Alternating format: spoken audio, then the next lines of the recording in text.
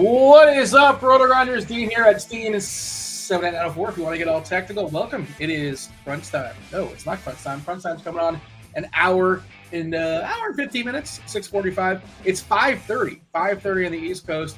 Why are we starting at 5:30 today? Well, because once again, just like yesterday, it is a 7:30 start in the association. Down to 6 games on the DK main slate. DK main slate, basically a spring slate. It's 7:30 to 8 o'clock. That's our 6 games. If you missed it, I assume you're on top of it. We lost Milwaukee and New Orleans. Snow issues down there. It's cold everywhere. Tim, Tasteful Tides, single entry specialist, 3-entry max specialist. Tim, it is. I'm going to say this, and I'm not like being sarcastic. It's cold down here today in Florida. It's in the 50s. South Florida. It's like 57. I'm like, man, that's legit like cold for me. But you're up there in Maine, and it's probably, I don't know, 20, give or take. I think it's colder than that right now, especially with the wind chill. It's definitely colder than that. So, but yeah, it's probably, I don't know, probably 10 degrees. It's technically 13 where I live right now, but that's without the wind chill. So it might even be colder than that with the wind chill. You're on the water, right? Not to brag or anything. I am on the water. So, and I'm about to be even closer to the water here in the next month because I am moving. So it's going to be okay. Yeah. Well, how could you? You're on the water. How do you get closer to the water? Are you gonna have like one of those houseboats? No. It's just I'll be like, I don't know, 10, 20 feet from the Atlantic Ocean. Right now, okay. I'm probably good, I don't know, 500, 600 feet away. Well, that's too many feet. Yeah, I know. You have to cut that down. Mr. Richard in chat says -13 this morning. Good Lord. Yeah. Oh man, that's It was pretty brutal. Richard lives in like inland Maine. He's not on the coast, and it can get really, really cold.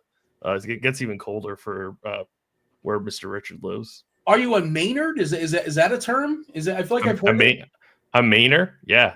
Oh, Maynard. Okay, if you're a resident of Maine, you are called a what? Maynard? A Mainer, yeah. Okay. All right.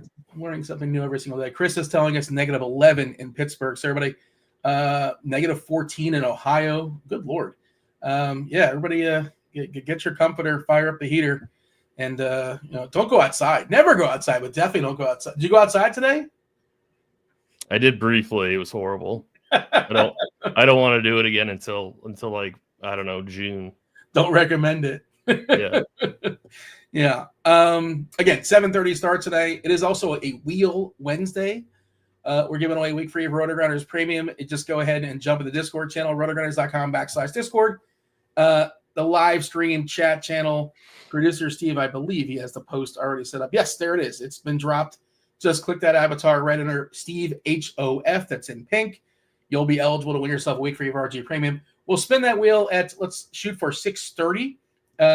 We get over 100 likes by 6:30. Let's not cut it too close. We'll give 2 individual weeks out. So there you go. There is your incentive to hit it early. We got there we go. People are starting to smash that wheel in the Discord channel. Doesn't cost you anything. Get yourself a week free of RotoGrinders Premium. We just got news, not really news, but the news we just got was officially Trae Young and Jalen Johnson are good to go with their shoulder and Achilles, respectively. There is 7 teams on the front end of a back-to-back. That's Atlanta, Dallas, OKC. Dallas and OKC, I believe, play each other tomorrow. Sacramento, Golden State, that's on the FanDuel slate. Boston, Clippers, also FanDuel. I believe Boston plays the Lakers tomorrow night, if I'm not mistaken. One team in the back half of a back-to-back, and it is the Nets, and they oh, boy. They're down to 9. We got 9 playing basketball tonight for Brooklyn. Yeah, man. It's I guess there's some value plays in Brooklyn. We'll talk about. That's the first game we're gonna dig into. But officially 9. Lots of players are unavailable. You got that Kevin Durant revenge as well. Anything else of note we should say as far as his slate before we dive in? I know Porzingis was questionable with the illness. They've been really, really careful as far as his body parts. If anything comes up, he gets pulled. He doesn't finish the game. He doesn't play. but he was at shoot around. This is again FanDuel specific, but he's questionable. The Jasmine, or we'll talk about that they're mostly coming back. I talked about this yesterday, Tim. I'm telling you, it's super obvious how they're calculating this.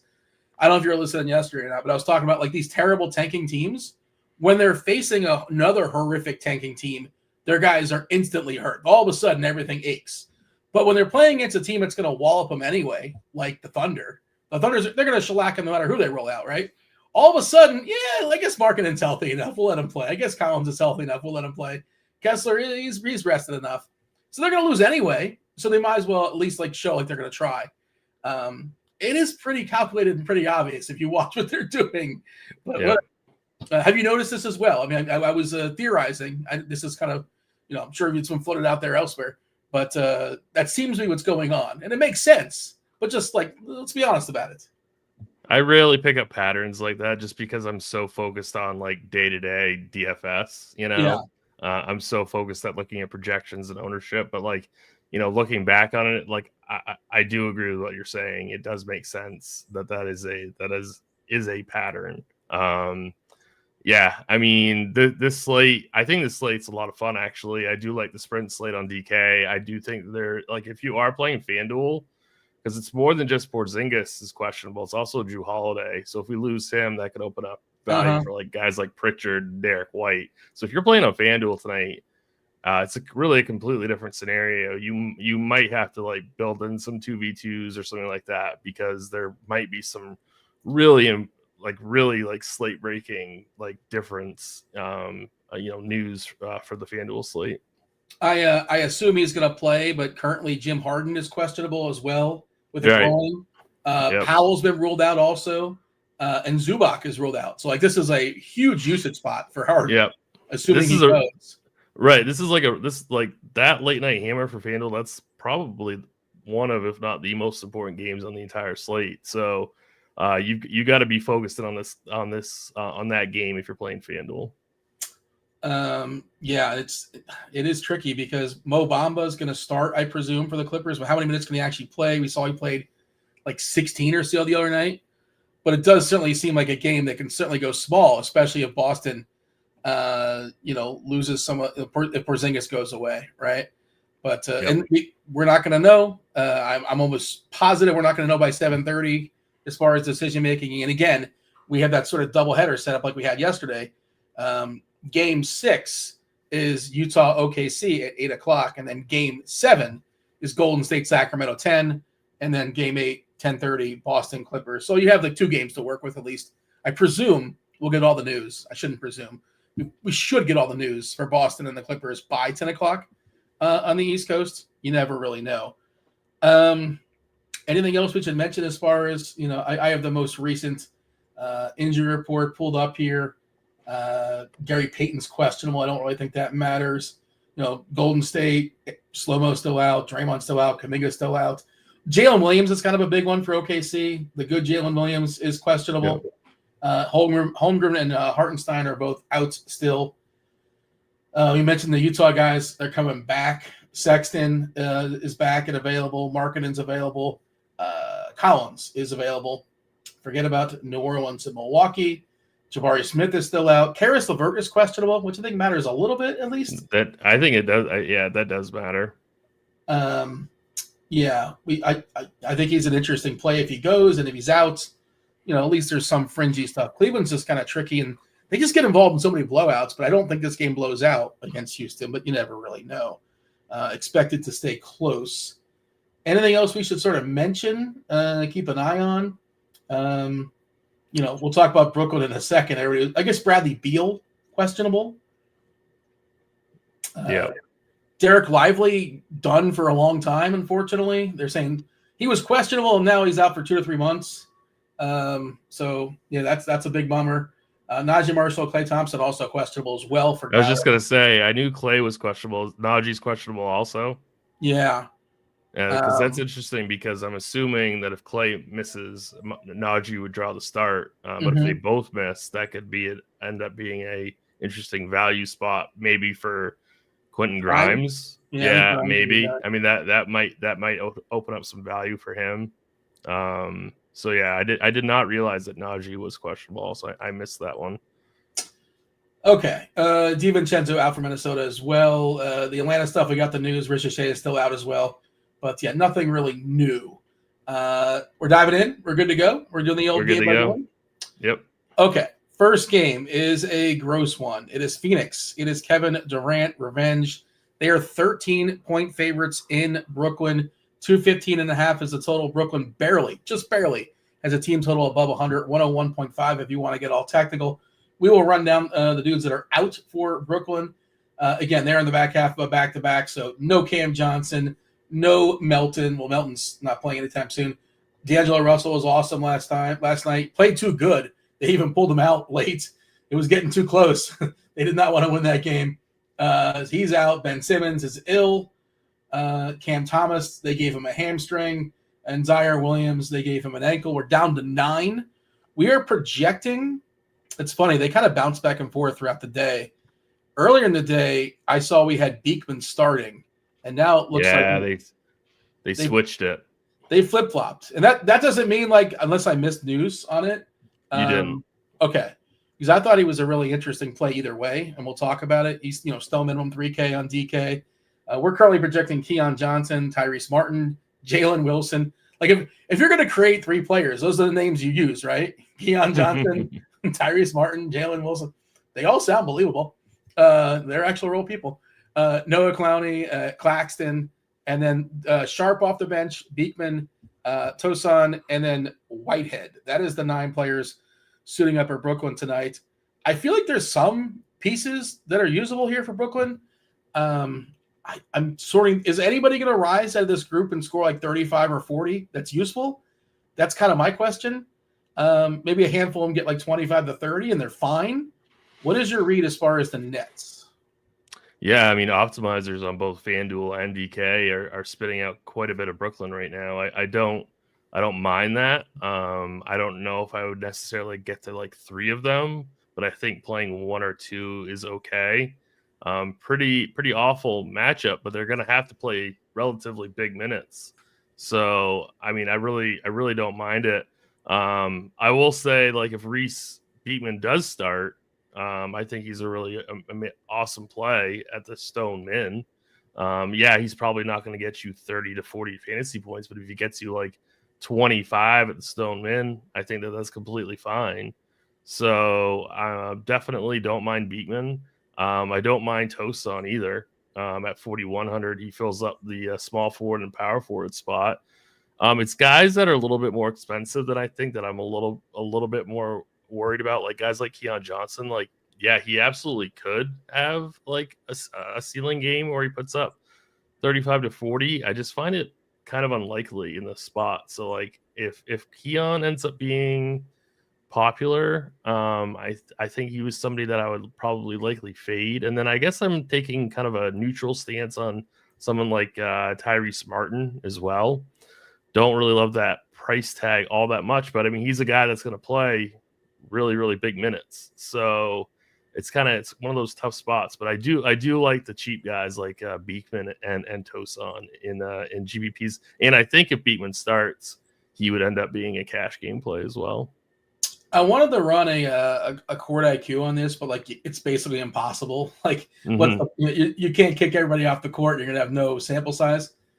But, I was just kind of going through it and trying to see, like, of the people standing, who's got the best usage and that kind of thing as far as who might be the one to step up, right, amongst this group. And the ones that are left, Keon Johnson has the biggest usage at 21.24%, which is not a huge number, right? Like 20% will be the average of everybody shot the same amount, or that's not necessarily shoot, but you finish the possession, turn it over, end of the free throw line, that kind of thing, how they figure out usage. Sharp at 21%, Whitehead 21, Tosan 19, Martin's 19, and I'm getting to Beekman at 14% and 0.64 fantasy points per minute. And again, it's 115 minutes and the best we can do, but he hasn't been great per minute for what it's worth. But he also, like, guaranteed if this game blows out, he closes, right?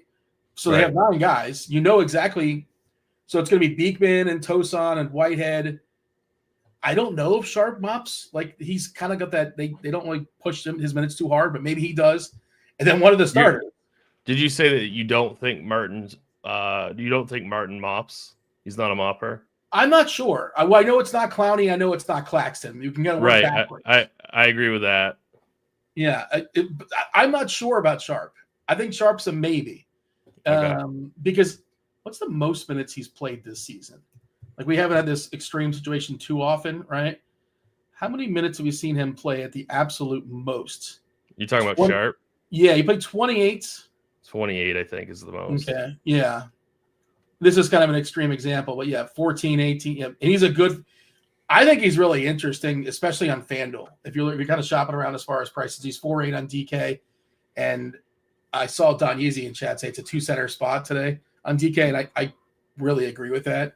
There's a lot of centers I like, so Sharp is going to be a hard time to get in line. But I like his price on FanDuel at 4.4. I think it's 4.4 or 4.6, less than he is on DK. And FanDuel is just kind of a tighter, just the way the salaries are, it's kind of squeezing a little bit. So when one's going the other way, like Sharp is, I think he's interesting. I just don't know how many minutes we can get out of him. I think we have him projected somewhere in the 20s. You probably weren't expecting me to start. Yeah, we're giving him 20 minutes, and he's a good fantasy point minute player. As far as those that are still standing, he is 1.15, which is the best amongst those that are still left. Better than Claxton. Claxton's basically straight one. So I'm trying to get to where you're at as far as power ranking the Brooklyn guys. We have Martin getting 20%, Tosan getting 18%, Beekman getting 10.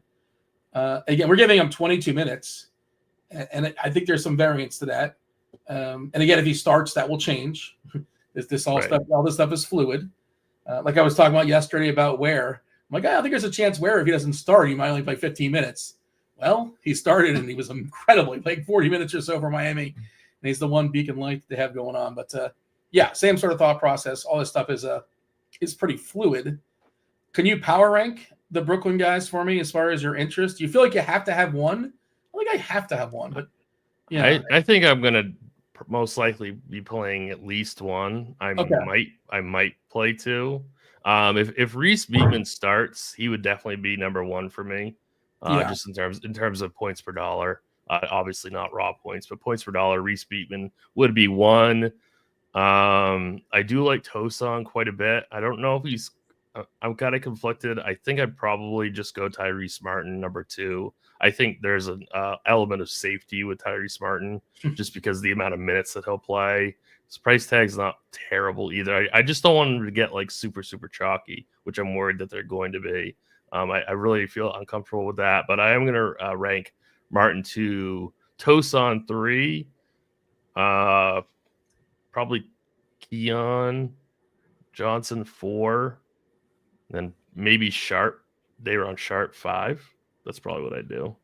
By the way, Dallas has entered the chat, Yep. and Najee and Clay are both out. So I got a feeling that part of the trickle-down effect of that is that some of these Brooklyn guys might get pushed down a little bit, projection-wise at least, as far as some of that ownership's going to have to come from somewhere. And like you said, Grimes might be a guy that steps in and gets some run. And Grimes is right around that same price tag as like Martin, same positional eligibility as well. Shooting guard, small forward. Grimes is 4,800, so he's hanging out right with those Brooklyn Nets guys, and his minutes are just going to go. We had him projected for 22 before the news. I'm sure that's going to go up pretty significantly, at least to the upper 20s, at least. Yeah. I'm looking at the rest. And Kyrie, by the way, looks really interesting too. I don't know what to do with that. I don't know what to do with that spot. That's going to be a really, really good GPP play, but I don't know if I'm going to play him single entry. Like we're talking about how this is a double center spot. I mean, point guard is absolutely loaded. So, I mean, I guess since he has shooting guard eligibility, it's okay. But point guard on the slate, I think, is just fantastic. It's interesting with Dallas because tomorrow night, they're on the front end. I mentioned like a lot of teams are on the front end. Tomorrow night, they're at OKC. And it's like, you'd think they would play the guys tonight and rest them tomorrow and just get shellacked, right? They're going to lose anyway, probably. But Or also maybe these guys are just legitimately hurt. That's just how that goes. I always got to assume that there's some sort of posturing or an intelligent way of just figuring out what's the most optimal way of playing our players. But maybe they just can't go. But that's we'll give the projection team some time in that. But curious to see. Yeah, we now have Grimes starting. No surprise there. Kyrie, Dinwiddie, Grimy, Washington, and Gafford. By the way, Gafford is another guy who's just the absence of Lively. And going up against the big boys of Minnesota, he might be asked to play like 34 minutes. Of course, he's always in foul trouble and he always gets hurt and goes to the locker room. But when he's not, he's pretty good. Okay. That's interesting. Okay. Dallas is going to be a fun one. I haven't talked about Phoenix just yet. You talked about Phoenix. I think that Booker and Durant are both really good plays that are probably not going to get played. It's just, I'm not forcing it. I kind of like the idea of a little game stack, a little mini, one of those two, and two Brooklyn guys. I don't think it's the worst idea to get the three. Probably two though. Haven't worked it out just yet. Do you like it? And Beal again is still questionable if he's out, which again, this seems like a spot where you probably can give him a day, right? If you can't beat whatever Brooklyn is rolling out today with that Bradley Beal, like that's it. Just give up. That's it, right? Just get relegated to the G League or whatever they're calling it these days. How do you feel with the Suns? I guess, like on paper, this is a really good matchup for guys like Booker and Durant. I just can't imagine taking up a guard spot with Booker with so many other great guards on the slate. So yeah, is he going to be a little bit under-owned because of that? Maybe. We are currently showing him with 18%, so it's not exactly going unowned. I just like some of these 9K plus guards a lot more than Booker. The guy that I would get to is Durant, and he's going to be much lower owned than Booker. Durant has not been good, and he seems to be losing touch time, which is kind of interesting. But at 9-3, if somehow they can just kind of keep Brooklyn can somehow kind of keep this game close, I think it's pretty easy for Durant to get like well over 50 DK points, and at around 10% projected ownership, I really like that play quite a bit. Some of these cheaper Phoenix plays, I really don't have that much interest in. I don't see myself paying down for Tyus Jones despite the really, really cheap price tag, and I'm not going to waste a center spot on Nick Richards. So really for me, I think the only Phoenix guy that I really would want to play is Durant. And then if I was making multiple teams, I would get to a little bit of Booker, but I'd either be level with the field or underweight that 18% number. We have an if-then set up. If Beal is out, Durant will be a positive value. Booker will be positive value. Tyus Jones on the fringe, but Grayson Allen would actually look pretty good too. It was like, yep. Is he going to hit 6 or 7 threes? I guess he can. He would project for 28 minutes and 26 DK points. We already have him projected for 22 with Beal in. So he's 22 minutes. 22 fantasy points. Okay, so he would get a jump of like 4 or 5. Yeah. Yeah, but I'm saying like he's already a pretty decent play off the bench right now. So it would definitely make sense to play Allen if Beal were to sit. Yeah. I guess the question is like, is that better than the Brooklyn pieces or Grimes or whatever else left is going to be coming our way as far as some cheapies? And I don't know how much we need in that area because, well, I guess we'll talk about Charlotte and Smith is somebody that could be kind of sort of someone interesting as far as a cheapie, and at some point you got to spend the salary. So I don't know. He's fine, right? But I don't know if I'm like forcing it or insisting upon it. Anything else of note as far as Phoenix and Brooklyn, or shall I move on? No, let's move on. Hey, that's Will. What's up, Will? Hanging out in chat. What's Everybody up, Will? Hit that like button and subscribe and turn on those notifications. Do all those things. I think we have Jim and Kristi coming on in about 50 minutes or so with Roth, taking you all the way up to lock. That's crunch time at 6:45 on the East Coast. 7:30 lock tonight. Let's move on. We're going to give our – oh, no, never mind. That's Yeah, Minnesota Dallas is not next. So I was going to say we're going to skip it. No need to skip it because it's not next. Next is Detroit, the Pistons, and the Hawks. 235. That's the total. High and tight. Hawks are almost 4-point favorites here, depending on where you're shopping, depending on where you're looking. Who's in? Who's out? I feel like Detroit hasn't changed for the longest time. Nothing new in Detroit. Same deal. Jaden Ivey's out. Otherwise, everything is status quo. Atlanta, we just saw Jalen Johnson and Trae Young officially in. Ricochet still out. Larry Nance is still out. In is what we're assuming Okongwu will be starting going forward. We saw this happening like 4 games ago or so. He's been siphoning minutes away from Clint Capella. Finally, they fully unleashed Okongwu as far as that 48-minute chop. And the price is not fully adjusted. It hasn't to some degree on FanDuel. FanDuel sort of, he's about 6'5" over there. But the DK price for Okongwu does not seem appropriate. 5'6", still needs to get there. Also, on the other side of this game, like Jalen Duren, probably in the midst of his best stretch of the season. So good for him. It took him a while to figure it out. I like both centers in this game. I like the idea of running both centers at each other. You kind of mentioned like how many centers and about how many guards. I'm fine with these 2 centers and just kind of building around that. And if you want to make a little game stack here, sure. You want to play Duren, Okongwu, Cunningham, and Trae or Jalen Johnson, one of those 2. It's a fun way to start a lineup. How do you feel about the Pistons and the Hawks? Yeah, so I mean, this game is a fantastic game to stack. This is probably my favorite game stack on the entire board. Cade Cunningham is my favorite play in terms of raw points on the entire slate. I like him better than Ball, that we'll talk about. I like him better than SGA, who we'll talk about as well. So I mean, Cade is my favorite raw point play on the entire slate. He's going to be somewhat popular. I don't really care. I'm definitely playing him in cash games and in single entry. So at 10-2 in this spot, I mean, I know he's going to get Dyson Daniels, but I don't really care. So he's my top overall play. I also really like Asar Thompson. He does really well in faster paced matchup games, and Atlanta plays at a top 5 pace in the league. So I love Asar Thompson at 4,300, and he's not going to be owned. I think that's a good call by you that both of the centers in this matchup are really good plays. Either way you want to play it. I like both centers. On the Atlanta side, Detroit's a much improved defensive team than previous years. Don't really want to get to Young or Daniels. I think they're both too expensive. I think that it's really just Okongwu, and I guess Jalen Johnson would be okay in large field settings, just because we know he has a massive ceiling and he's going to be extremely low owned.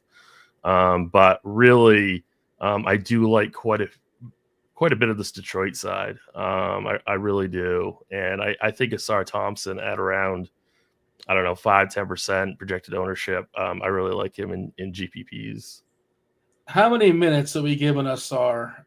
23. Yeah, I mean he doesn't play a ton of minutes, but I think he can get there in this spot.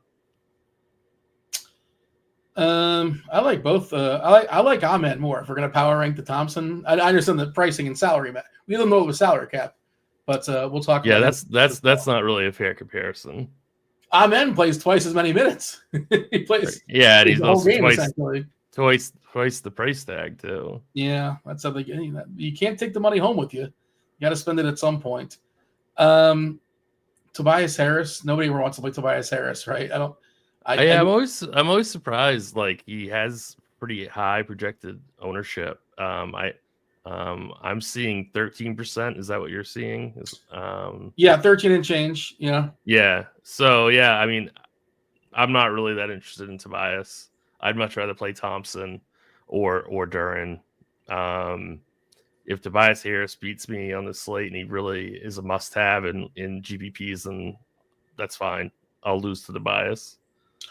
You mentioned all the guards you like on the slate. I think you're talking about point guards specifically. Yeah. Yep. Where do you have Cunningham and Trae Young? Like, obviously, you talked about Booker before. We'll talk about LaMelo. We'll talk about SGA, Anthony Edwards, Kyrie.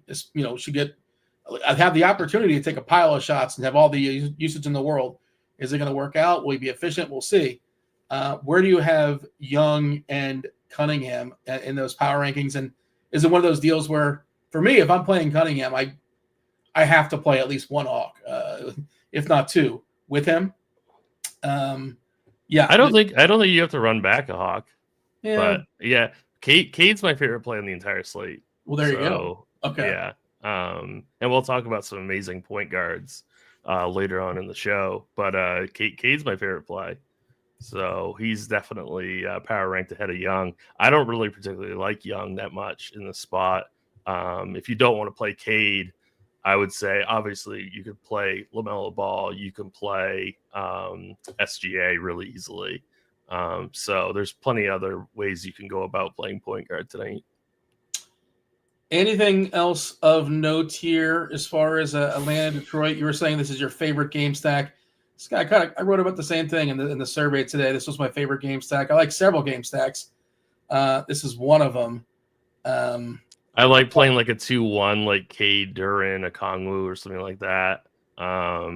Yeah, I think that would be a really nice one, or a Cade, Asar, Kongwu, or in like super large field, you could go Cade, Asar, and Trae Young, or Cade, Asar, Jalen Johnson. You really want to make Asar happen. I do. Yep, I do. I like him too. I just wish he would play more, but not that we can't play him. It's just that's sort of my hiccup, obviously. Yeah. But there's no reason that you can't play 25 minutes. Like that's possible too. And he can get there in 25. So I just give the old lineup HQ a refresh, Tim. You're going to see some Mavericks. Prosper is going to be hitting some stuff. Interesting. Yeah. Okay. Yeah, Prosper, right. OMP is hitting a lot of the lineups I just made.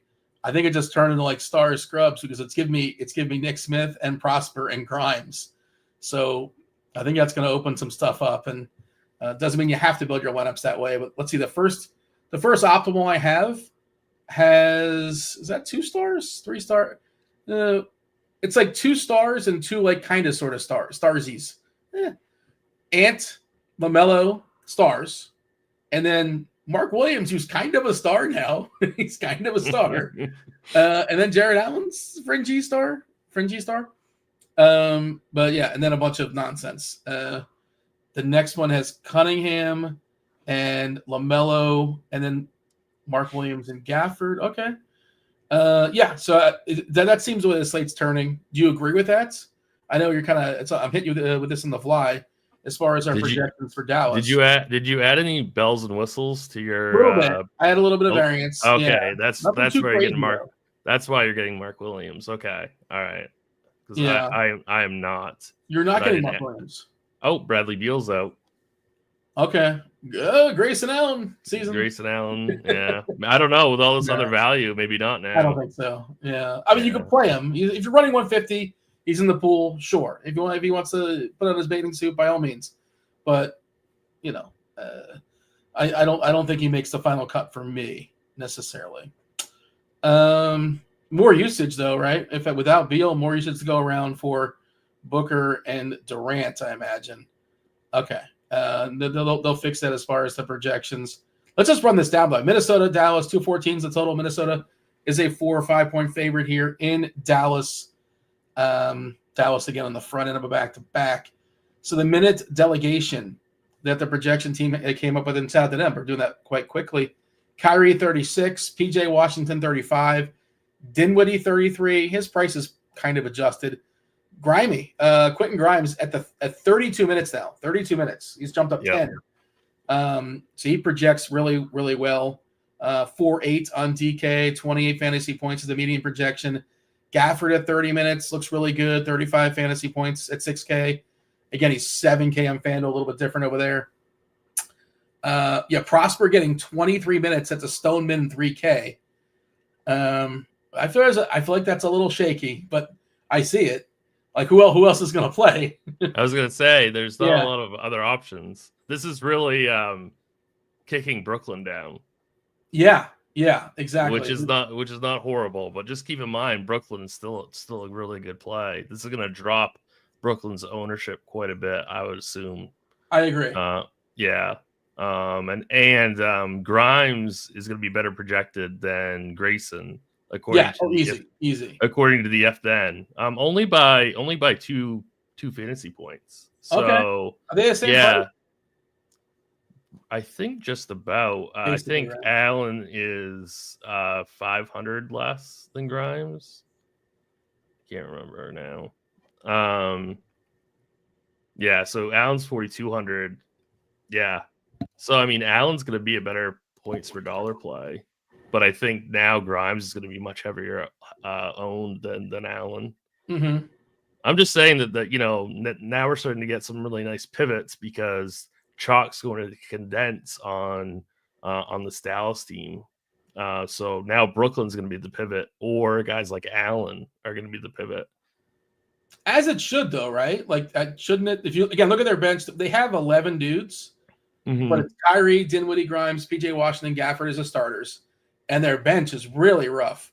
Maxi Kleber, who we're giving like 20 minutes to, OMP, Kessler Edwards, Brandon Williams. I'm not. Is that a person? Brandon Williams. I know Markieff Morris is a person. I just didn't know he was a person that still played basketball professionally. And then there's of course there's who can forget Jazion Gortman.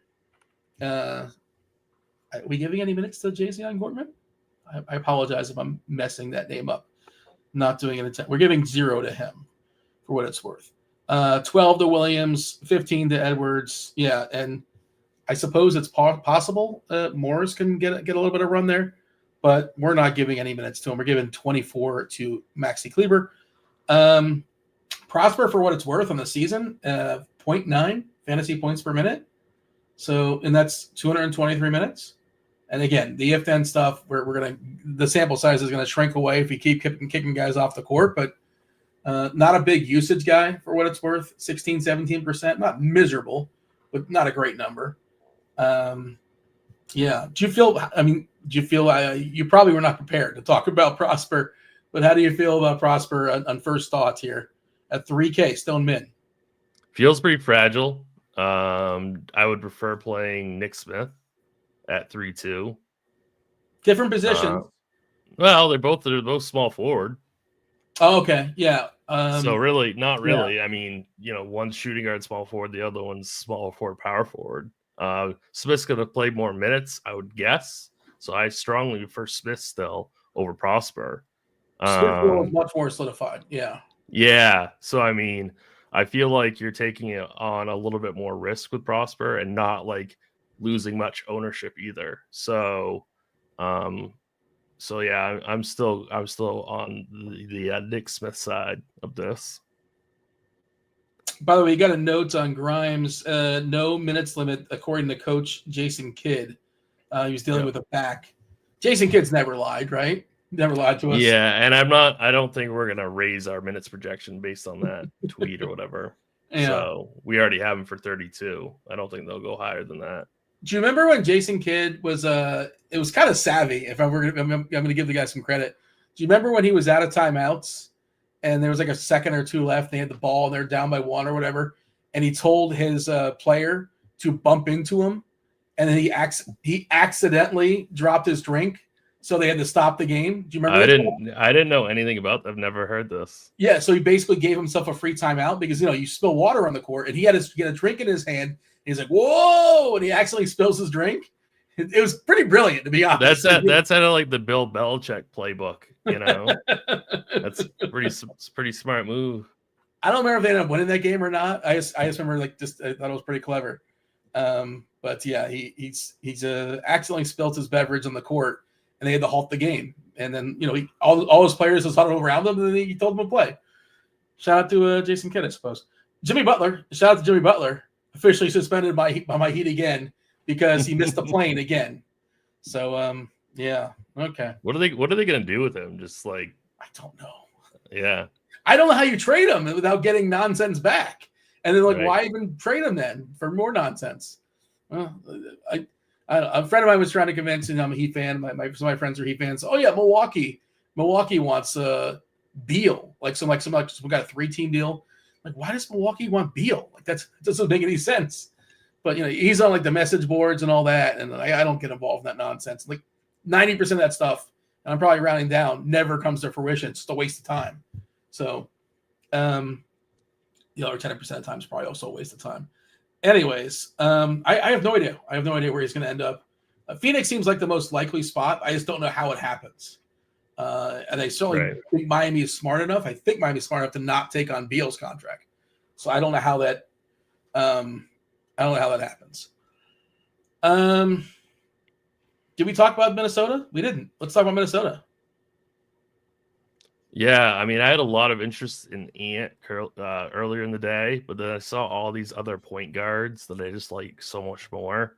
So it's hard for me to play Ant when I've got guys like Cade, SGA, Ball. So I don't mind Edwards in a GPP, obviously, but he's not going to be like a top priority for me. Jaden McDaniels, I think, is somewhat interesting. Fills that small forward position. He's 5K. I think he's at least somewhat interesting to play over Grimes. I don't mind Naz Reid, obviously at 5'5". He's been playing spectacularly the last few games. Yeah, he's been awesome. Gobert to some degree. I know. So, I mean, I don't know what the deal is with Gobert. I'm not going to roster him. He's burned me quite a bit this year. Gobert is he's just crushed me. So I don't want to go to Gobert on the slate. Have no interest in Mike Conley. So really Edwards, large field GPP, Jaden McDaniels, large field GPP, Naz Reid, I think you could play in single entry and large field. So yeah, not like huge interest in Minnesota, but I think there are some viable plays here. Don't want to force it, but if we're playing like 2 or 3 maps, I always like the idea of a run back. My favorite run back for Minnesota, all things considered, is probably Naz. Because you can play him power forward. Several people in chat are asking about Dillingham. I don't know why. He's 3-1. Okay. And he's going to get some minutes. I think it's the wrong slate for him. We already have plenty of super, super cheap guys that are going to play more minutes. So I think it's just the wrong slate for Dillingham. I was going to say, unless you think Dallas is going to get shellacked here, and they're in the front end of back-to-back Dallas, and they'll just if they're getting beat up, they're going to pull their guys, and you'll see Markieff Morris and Gortman a lot in the fourth. But Vegas is telling us it's only a 4-point game, which, by the way, seems like it should be more. Shouldn't it be more than 4 points? Am I wrong in saying that? It's Kyrie and a bunch of dudes. You say a bunch of dudes, but I mean, I don't think PJ Washington is just another dude. A little more. He's not a dude, but he's not. I don't think Gafford's just another dude. He's kind of a dude. I don't know. Gafford makes a meaningful difference. He's helping you win. Replaceable player. They're essentially the same. But then Minnesota, okay, old man Connolly. You got Edwards. Randall's, I don't know if he's helping you win. He's putting points. Jaden McDaniels helps you win. He helps you win. But maybe it's a bad read, but 4 just seems like it should probably be more than that. Maybe that's just me. We have 3 more games on the DK slates, 2 more on FanDuel after that. If we don't talk about the FanDuel stuff, maybe we will, maybe we won't. If nothing else, Crunch Time's going to cover it. They're going to go position by position, get their favorite plays, point guard all the way up to center on both FanDuel and DraftKings. Anything else we want to say as far as Minnesota and Dallas? No, I think we're good. Somebody in chat suggested Zion for Butler straight up, and Miami would do that. I don't think New Orleans would. Why would New Orleans do that? And Zion's, I guess he's got a couple more years in New Orleans at 40 mil or so, but I would imagine that's not something that. And why would New Orleans want? But they're not going anywhere.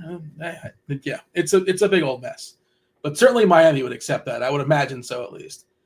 Okay, that is the 3 7:30 games. Cleveland takes on Houston. 228 is the total. It is very, very tight. Cleveland is a 2-point favorite. Still no clarity, right, on Karis LeVert. Far as I know, he's still questionable. That's the last I saw. That has not changed. Evan Mobley, of course, is still out with that calf. Noah Kuro, he's still out. As far as Houston, nothing's changed here. Just Jabari Smith is out. Otherwise, nothing else of note. Houston playing those really, really tight rotations. I mentioned Ahman Thompson before just because I think 5 of his last 7 games, he's played 40 minutes or more. And I know one of the other ones was was foul trouble. He played 36 minutes. I know he's a stock guy, and Cleveland's not the team that necessarily get through stocks, but doesn't mean he can't. Just of note, I suppose. How do we feel about the Cavs and the Rockets? Cavs really, really good defensive team, but also without Mobley, without Okoro, and they play fast, so it sort of balances out to some degree. Somewhat. 228 is a pretty hefty total. Rockets, Cavs, what say you? Yeah, I don't have a ton of interest in this game. I feel like I should have some interest in guys like Garland or Mitchell, but I really don't, just because guard is such a strong position. So I don't mind LeVert because he has shooting guard eligibility and he's 4K if he plays and starts. I don't mind LeVert. Jared Allen, 6,800. No Evan Mobley. I really don't mind him. Allen's popping in optimals quite a bit. Don't mind Allen in cash games. Don't mind him in single entry. 6,800 is pretty cheap for this matchup. So Allen's my favorite play out of this game. On the other side, Houston, I really don't have any interest in anybody. I guess you could play Ahman Thompson, but I think that price is getting to be too steep. Don't really love the matchups here for Houston. So really, I don't want to get to any Houston guys. Yeah, really, again, the Ahman thing, 38 minutes is his current projection, which is just an outrageous number. FEV 36 for what it's worth, 34 for Jalen Green. Being told in chat from our guy Butto that it's Dylan Brooks' birthday. Oh, so maybe he takes one extra shot for his birthday. It gets up to 5. One extra shot, one extra block, and one extra technical. Maybe. Some extra fouls, probably. Yeah. A little bit more chirping, possibly. This is the game I'm sort of afraid of that I'm not going to have enough of. I feel like this is the game that it's right there, and why aren't we playing them? I expect pretty tight rotations out of Houston. Cleveland's strange just because they've been in so many. It's hard their minutes are just weird. If LeVert plays, I think LeVert's pretty interesting, assuming there's no, limitation on his minutes. We're giving him 26 currently, and he projects pretty well. You mentioned Allen. I like Allen as well. Mitchell, I just rarely get to. Mitchell and sort of in that same boat as Ant, where they're always a tick too overpriced for me, and they just really, really reliant on scoring. Doesn't mean they can't score 40 in the bucket. They certainly can. I just have a hard time getting there. If you're running 150 again, let them put on their swimming shorts. But for my main 2 or 3 lineups, whatever it is, probably not going to get there. You got anything else of note? Cleveland, Houston? No, I do not. All right, let's see. Producer Steve is telling us in chat we are 29 likes shy of 100. And why is 100 important? Besides feeding our egos, if we get to 100 likes, we're going to spin the wheel twice. And if you're just joining now, what is this wheel? Well, it's actually scrolling in the bottom, but I'll give you some clarity. We're going to spin the wheel. And if your name is in that wheel, you get yourself a week free of RotoGrinders Premium. To be clear, it's not just basketball, football, baseball, basketball, hockey. Baseball, not now, but in a few months. It's all the sports. NHL, you can take on Tim in the NHL streets. Check out his content there. Optimizer, articles, SimLabs, all the goods, all the bells, all the whistles. You get everything for a week free. We get to 100. You get 100 likes. We're going to do it twice. We're going to spin that wheel twice. Get in the Discord, RotoGrinders.com/Discord, live stream chat channel.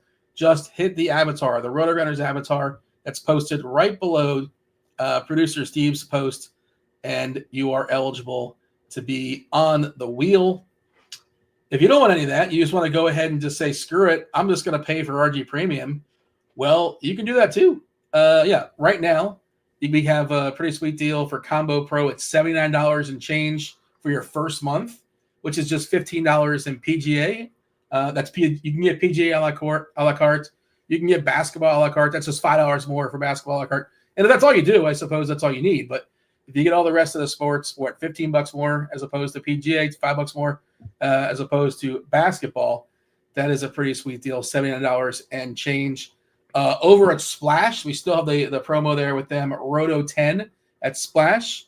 If you you play $100 in quick plays, you'll get another $50 back on Splash. Also, Shot Quality, shout out to Shot Quality. If you want some of the most advanced NBA data in the market, get Shot Quality projections for Lineup HQ. You can get it for a month for $40. The entire season's $200. And just a test run, a couple days, 3 days exactly, precisely, less than $10, $9.99.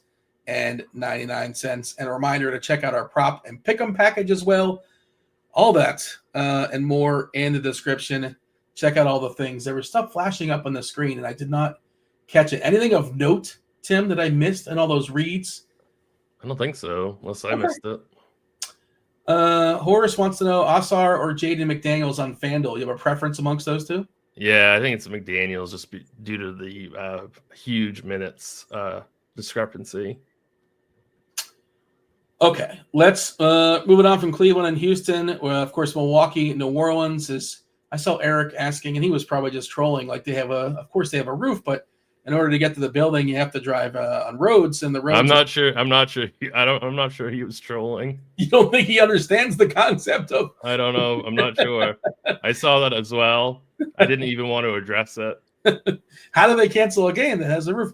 Ironically, of course, the Smoothie Kingdom was the arena like several years ago that had a leak in the roof. But the roads are apparently incredibly snowed in New Orleans, and I imagine probably several places around the country. I assume this is it as far as games getting canceled, but I suppose be on alert to some degree.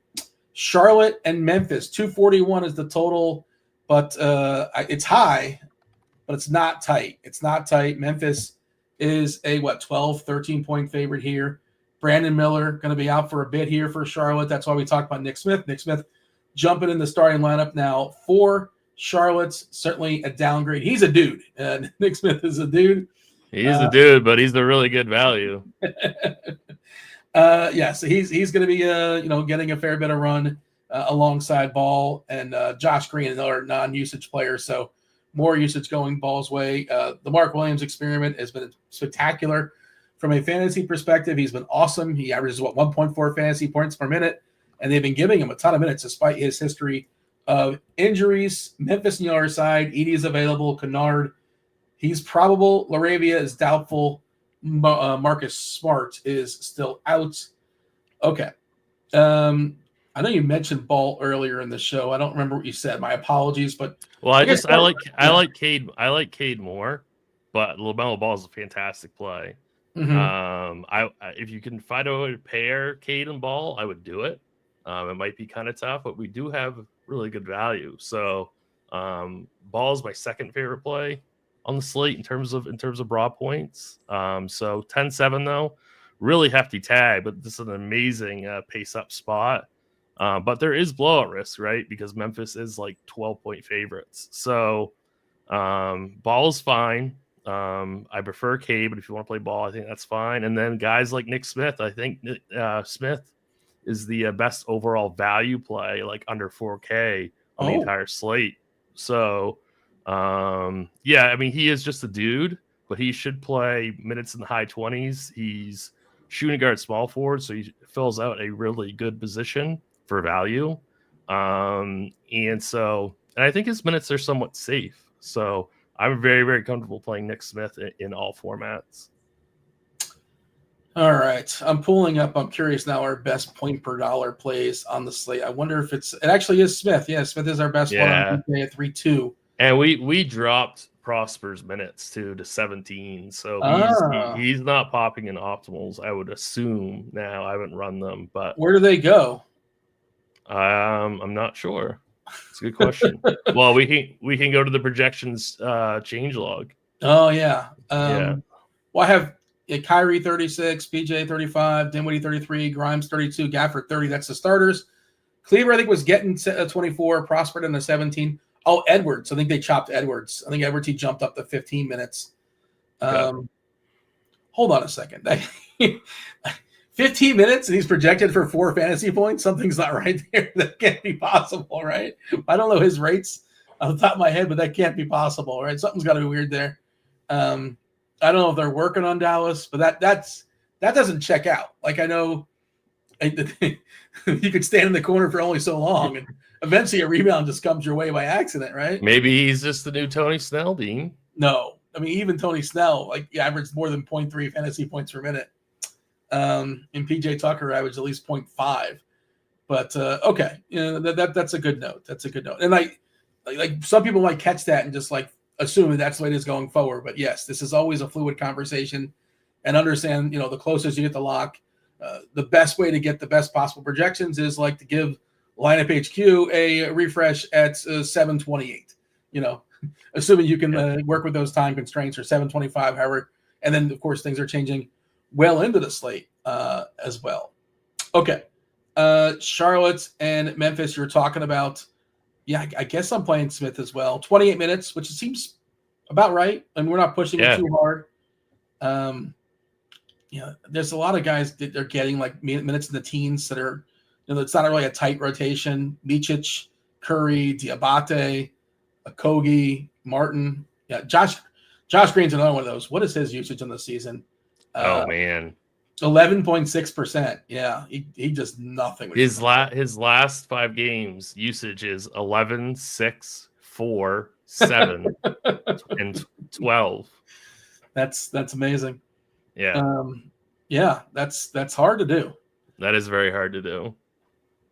I kind of, you were talking about ball, and again, I don't want to force this on you, but when you said with Cunningham, you didn't care about it, but I kind of feel like if I'm playing ball, like I'm assuming the game's going to be close, and I think one of these Memphis guys gets home. I like Bane, I like Ja, I like Triple J. I like Bane a ton. Okay, so you like regardless of what you do with ball, I think Bane's fantastic at 7'6", shooting guard only.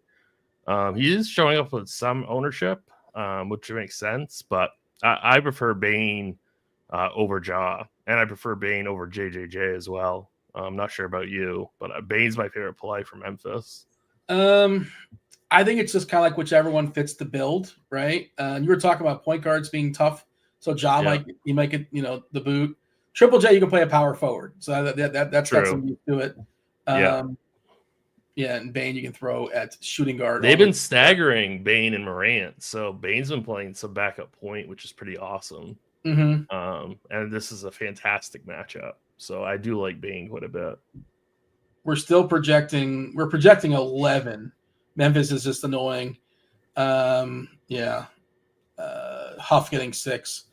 Gigi Jackson's back too. He's 3K. I think he's played 1 game, right? I think he's played his 1 game the entire season. Yeah, 10 minutes. He had his moments last year. If you didn't play last year, and that was when Memphis was like everybody was out. He was useful, but now he's kind of working his way back in, and Triple J and Ja and Bane, all these guys are well ahead of him. So just one more player though, just kind of just mess with that rotation that's already kind of annoying on like players 4 through 11, essentially. Right. Anything else you got, or shall we move on? No, I think we're good.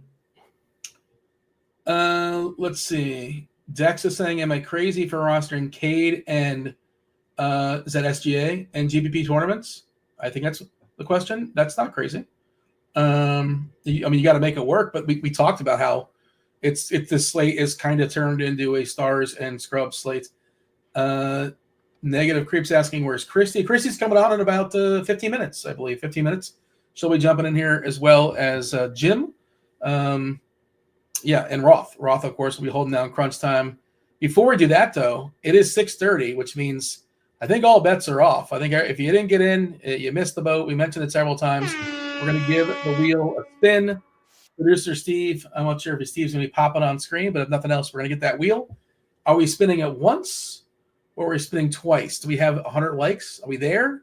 I know we're cutting it close. What do you got, Steve? Is Steve? Oh, there he goes. We have. Oh, it says we have 96 actually. Oh. Well, we'll spin it once, and then we'll see what happens. Maybe in the length of the spin, and then we'll see if we spin it twice.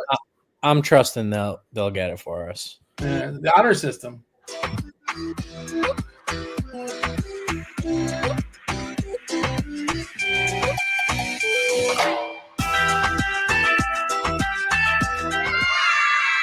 I made it 110.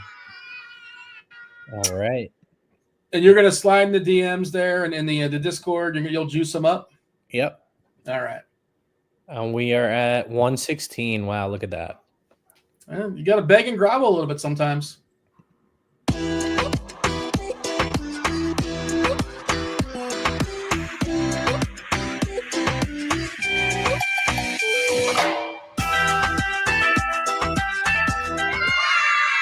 M-Hop BS. That's what the chat's saying. They're saying this is all BS because apparently they're saying it's rigged. They're not saying M-Hop necessarily. They're saying the back end of that. But, you collect your prize. Producer Steve is going to send you a quick little DM, and he'll juice you up with a week free of RG Premium. Play again next Wednesday. The Hammer game, it's not a Hammer game, right? Because there's 2 games being played at 8 o'clock.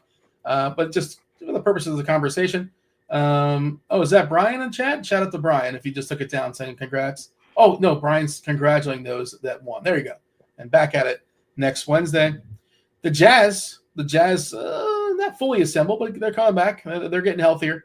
232.5 is the total. They're monster dogs here in OKC. They're 16-point dogs in Oklahoma City. We mentioned it earlier. I'll tell you who's back. I don't know if any of these guys are playable, but Jordan Clarkson's still out. I think he's actually legit hurt. John Collins is back from his hip. Johnny Jazang is out. Markkanen, Jazang's legit hurt. He's got a fracture. Lauri Markkanen is dealing with that back, but he's available. Sensabaugh is out. Sexton is in. Cody Williams is out. That's unfortunate. We could have the brothers. That's actually Jalen. I don't know if you know, that's Jalen, the good Jalen Williams brother, Cody, on Utah. Speaking of the good Jalen Williams, he's questionable. He's questionable with the hip. Hartenstein, Holmgren, they're already out. Mitchell's out as well.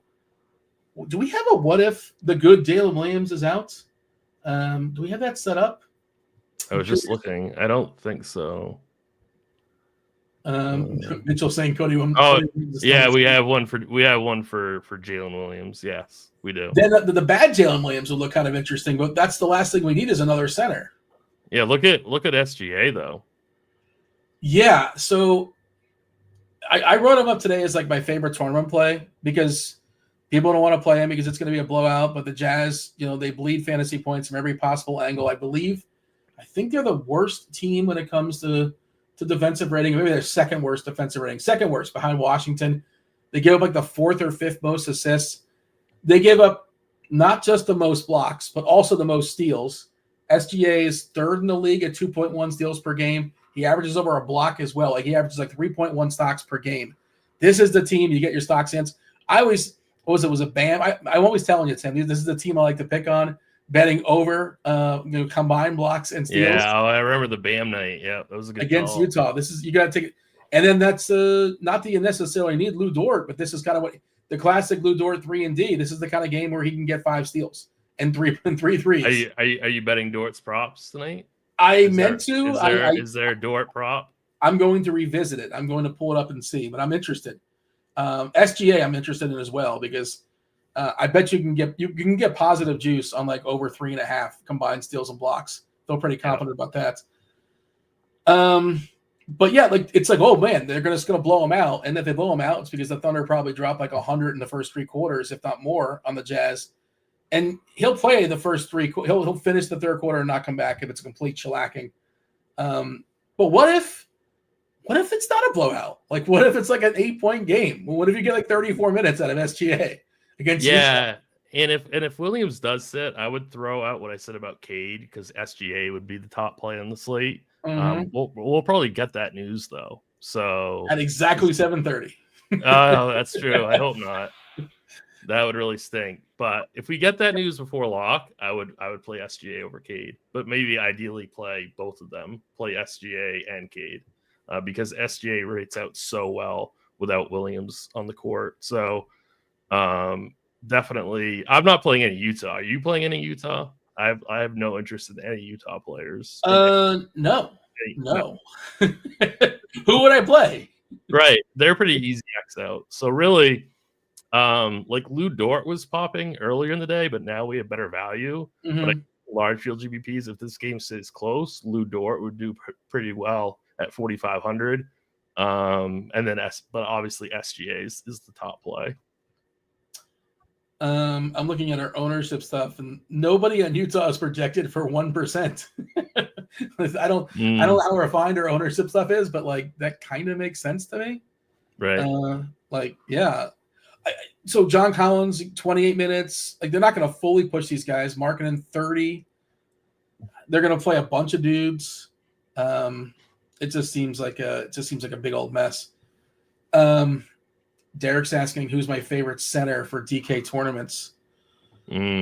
Let's look at ownership, because I like a lot of centers. And by the way, Eric's saying that like 22% is not a GPP play.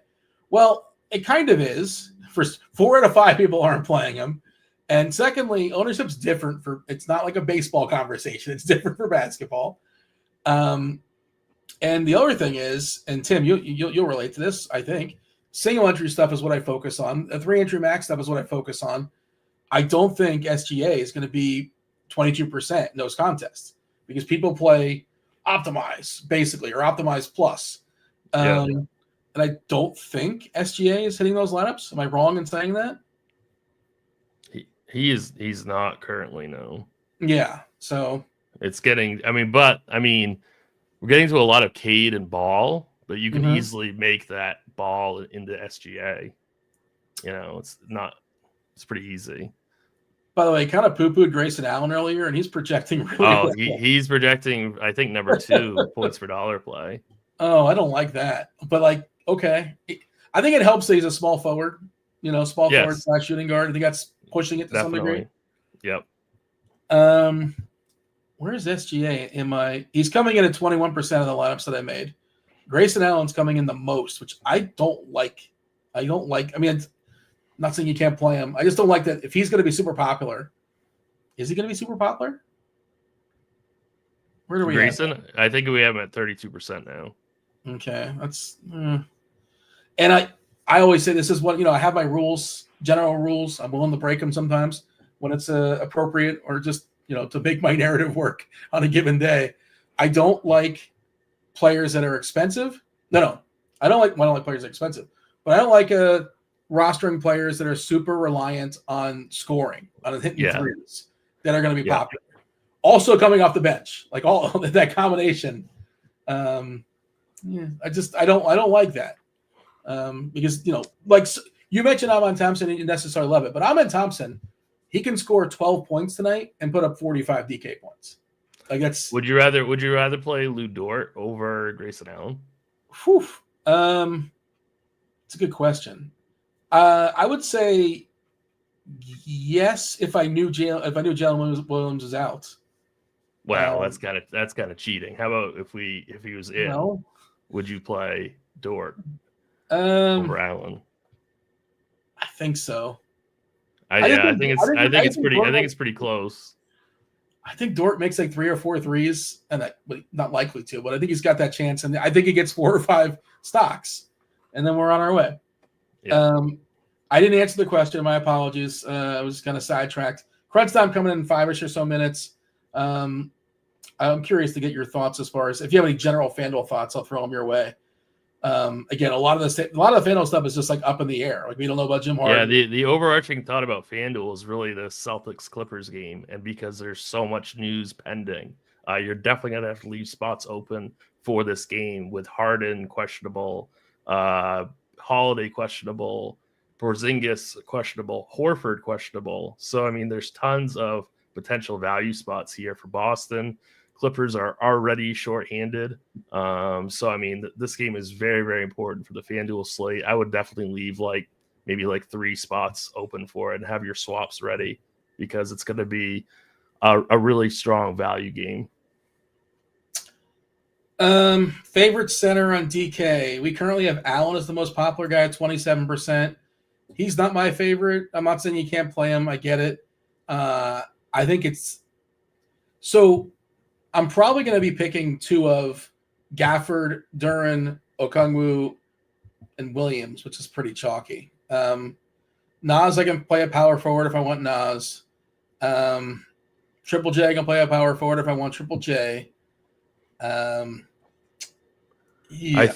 I think mine's Gafford.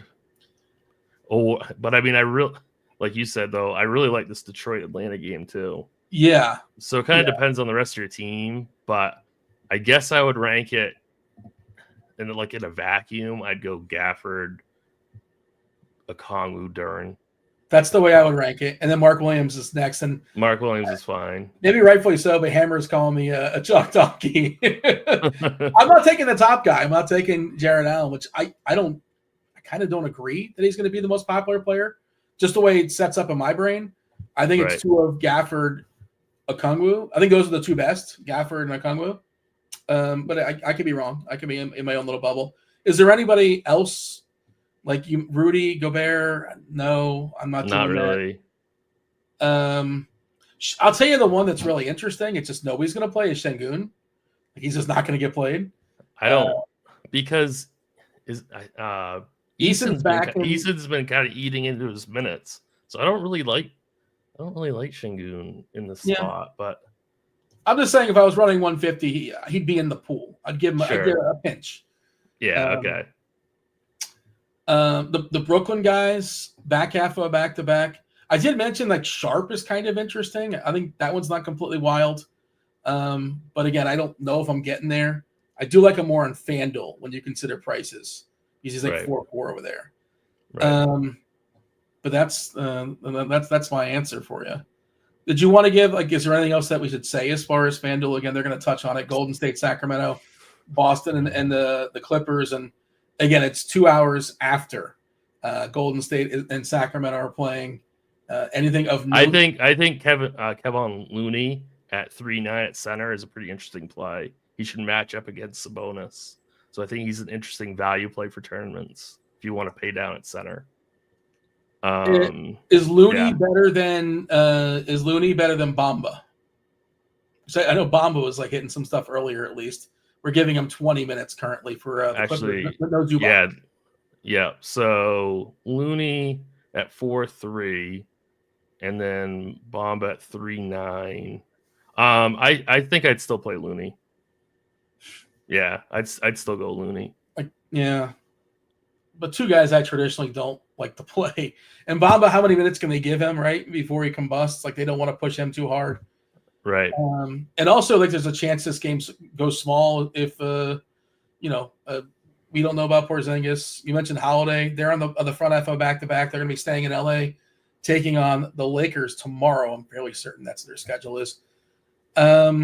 Let's see. I know Crunch Time's coming in here momentarily. I want to see if there's anything else we missed in the chat.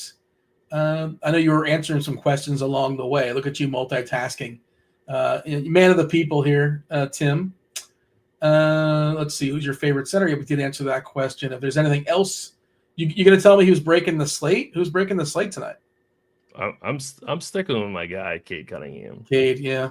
Is he an all-star? I know it's easy to just say yes, but the thing is you got to figure out it's a numbers game, right? And I think he's certainly earned the status of potentially being an all-star, taking a nice leap forward. Shout out to him. And that the team as a whole deserves a shout out, Detroit. I think he's an all-star, but I don't know. I'm trying to think whose spot is he taking? And I haven't gotten that far.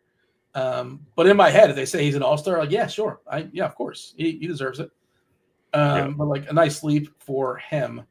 The chat's talking about how again, you have these who was spurned list, whatever. It's you got to tell me who you're kicking out. You can't just say all the guys that were robbed, because at some point you can't vote for 27 players for the All-Star game. All right, Tim, we do have crunch time. They're knocking on the door. It's Roth, it's Kristi, it's Jim. Crunch time right now.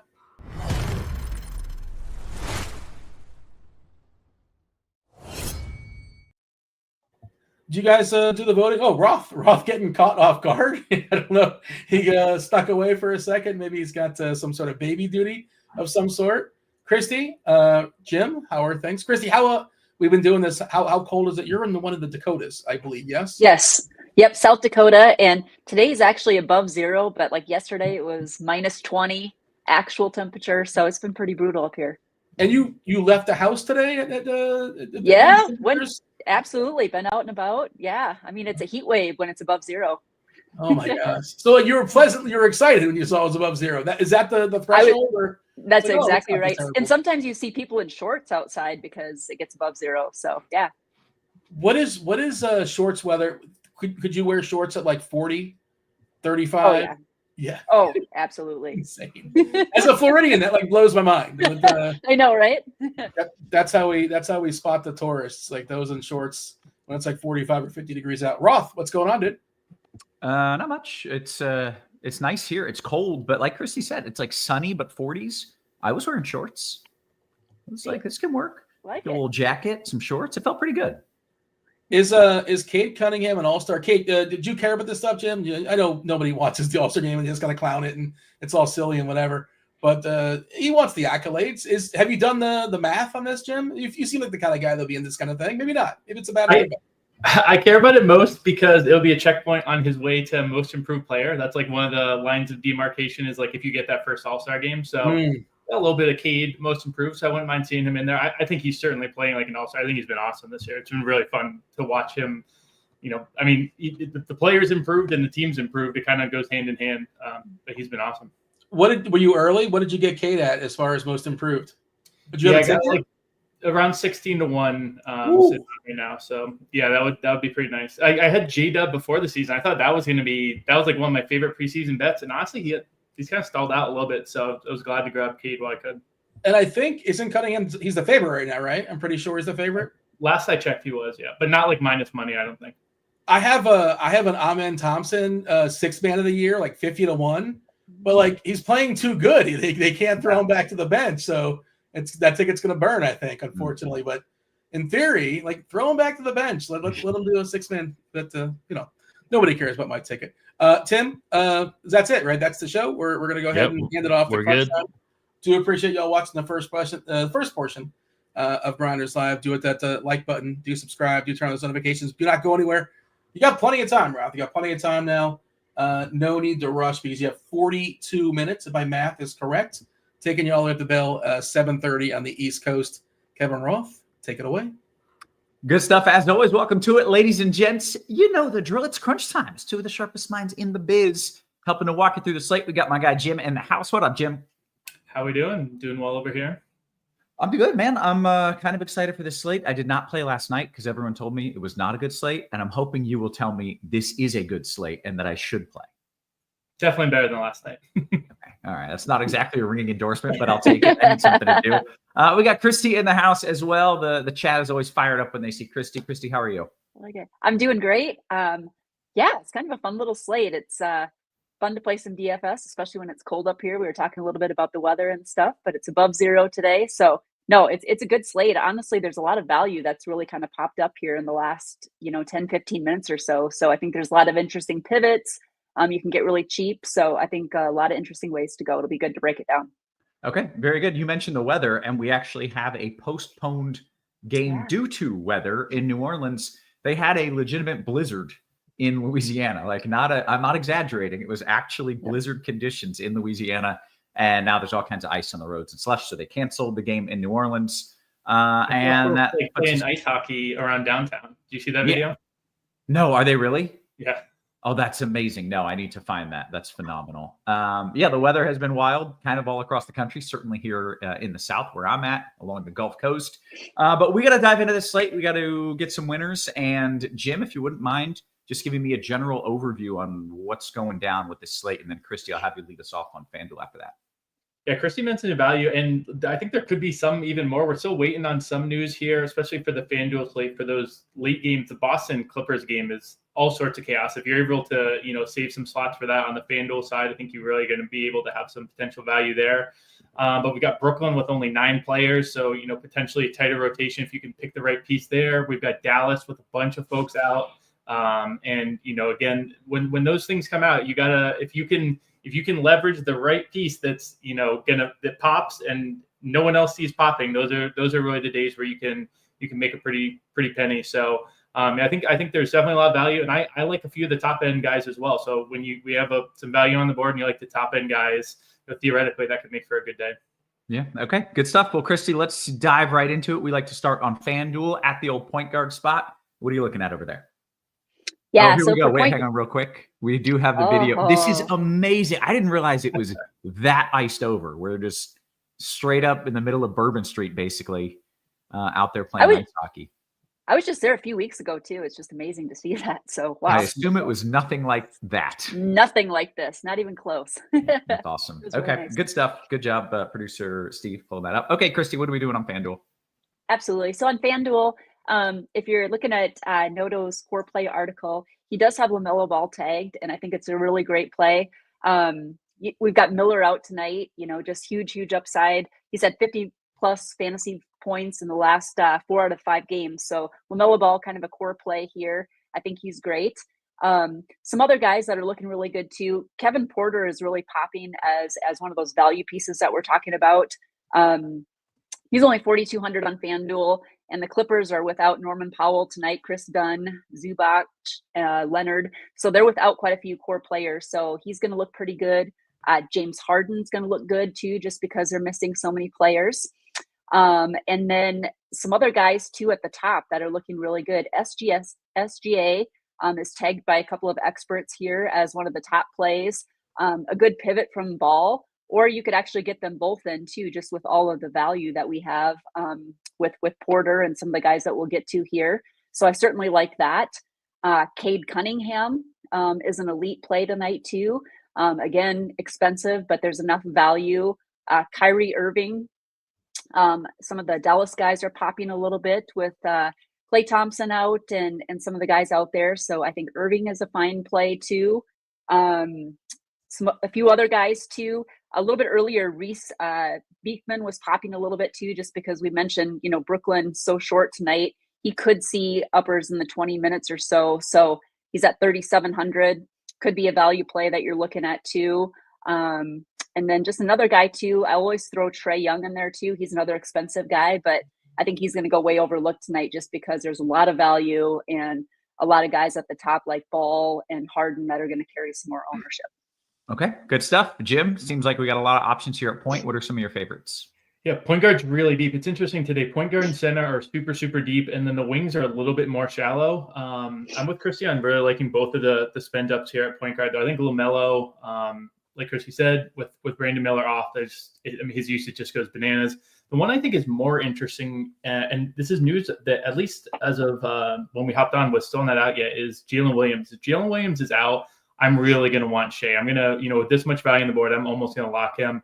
With J-Dub off the court, his usage is basically 40%. That's basically the LaMelo usage, but on like a phenomenally good team. Now, there is obviously the worry of a blowout. I think if Jalen Williams sits, A, that's a path to, he's worth a couple points to spread. B, you don't want to always calculate for a blowout, but even if there are these blowouts, Shea has such a high floor even in those games, and Utah plays at a fast pace and has such a bad defense. I think he could rack up a ton of points regardless of whether it's a blowout or not. They're fourth worst defense there in Utah. And they're actually playing some of their guys today. They actually returned a few of their guys. So I think Shea's a really good spend up. Probably going to be avoiding Donovan Mitchell as a spend up. The Houston defense, I was digging in this game a little bit in terms of spread earlier today and was trying to see, which side of this do I want to be on? Does Cleveland struggle against good defenses? Does Houston struggle against good offenses? They're both really good. I think it's going to be a really fun game in general. Pretty fast paced. But Mitchell has kind of struggled against these top defenses. Orlando, OKC, those are some of his worst games of the season.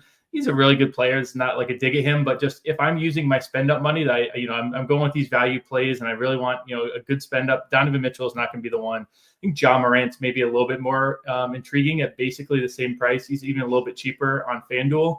And not going to have that much ownership. I believe last I looked, his ownership was projected to be lower than Donovan Mitchell. So that's the guy I would aim for in that tier. And then I agree, Kristi, Kevin Porter Jr., really high ceiling. Oh, he's like a decent play already. And if Harden sits, then he's going to get all the usage.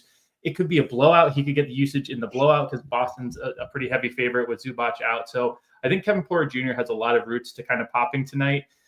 Obviously, if Harden plays, that ceiling's a little bit lower, but he's a name that, if you can afford to, if you have some flexibility in your lineup and you lock a lot of guys in that late game and you can switch stuff around, I think Kevin Porter Jr. is a guy who will pop up in plenty of my lineups. Yeah. Okay. Very good. How about shooting guard? What do you like there, Jim? Yeah, for FanDuel specifically, one of the games that we get tonight is Sacramento and Golden State, and Malik Monk has been really, really good ever since Doug Christie has taken over. So he's going to be a guy I'm looking at $7,900 there on FanDuel. One name that seems like it's getting slept on a little bit. I actually am not. He's not really fitting into my lineups. He's like kind of in this middle tier, but it's one of those things where when you're looking through the slate, kind of rings your spidey senses of like, that ownership's a little bit low. I feel like, I'm intrigued. There's Dyson Daniels. He's 7,100, cheaper on FanDuel than he is on DraftKings. Detroit's a pretty turnover heavy team. I think he's going to draw that Cade matchup tonight and get a lot. I think he'll match Cade minute for minute, if not, be out there even an extra minute or two. His ceiling isn't the highest, but I think something about him was just calling me today. So that's a name to at least keep an eye on. And then I think down near the bottom, there's a couple of interesting names. I know Tim was really all over Nick Smith. I'm a little bit lower on Nick Smith today, especially with the ownership he's going to be getting. He's so reliant on points. He really doesn't do anything else to fill the stat sheet. Those guys make me a little bit nervous. And Memphis, they do play pretty fast paced. There should be plenty of possessions, but they have the second best field goal percentage against. So I think that's a pretty good defense. I'd rather spend $500 less and take a shot on like a Dariq Whitehead maybe. Talked about how Brooklyn only has 9 guys. There's going to be minutes available. I want to throw my darts. I agree with Tim, what he was saying on Brooklyn, where I want to kind of save my Brooklyn darts for some of the cheaper players instead of someone like a Keon Johnson, who's maybe a little bit more expensive, but the ceiling, it's kind of baked in already. Whereas Dariq Whitehead, he played the only game he's really played this season where he got up, over 10 minutes. He had 24 minutes. He took 10 threes in those 24 minutes and made 6 of them. So I think he's got a little bit of ceiling to him in what is kind of going to be a funky game for Brooklyn. So I think that's where I'd rather spend my money, GPP especially. Nick Smith in a cash game, he's going to be a decent play just because he's having all those minutes. But if you want to zag off of that, I think Whitehead is an interesting option for you. Okay, good stuff. Kristi, your thoughts there at shooting guard? Yeah, no, I like a lot of the plays that Jim mentioned. A couple other guys that I'll throw out. Quentin Grimes is looking pretty good too. No Klay Thompson, no Najee Marshall. We have him projected for 32 minutes, and I think he's one of the better value plays at the position. And you can play him there at small forward, so I like him quite a bit. Another value play that looks pretty good too, with Brooklyn being short, is Tyrese Martin. He's kind of at the same price point, so certainly don't mind that. And then another guy I like getting to is Desmond Bane tonight. And I like getting somebody on the Memphis side, especially playing with some of the Charlotte guys. So I think he's a great play. He's under 8K. He's really been putting up some strong points here too. He's top 45 fantasy points in 5 of his last 8 games. So I think he's a very good play as well. I do think that Devin Booker is fine. I will say Grayson Allen is projecting as one of our top plays. I don't feel great about that. We have him projected for 28 minutes. He's not somebody that I'm looking to get in. I'd rather play guys like Quentin Grimes, Kevin Porter, Tyrese Martin, some of those that I perceive to have a little bit more upside. So probably going to stay away from some of the Grayson Allen, but he is projecting very, very well in our projections tonight. Okay, good stuff. Kristi, take me to the forward spot. We mentioned maybe the wings a little bit weaker, but what do you like there at small forward?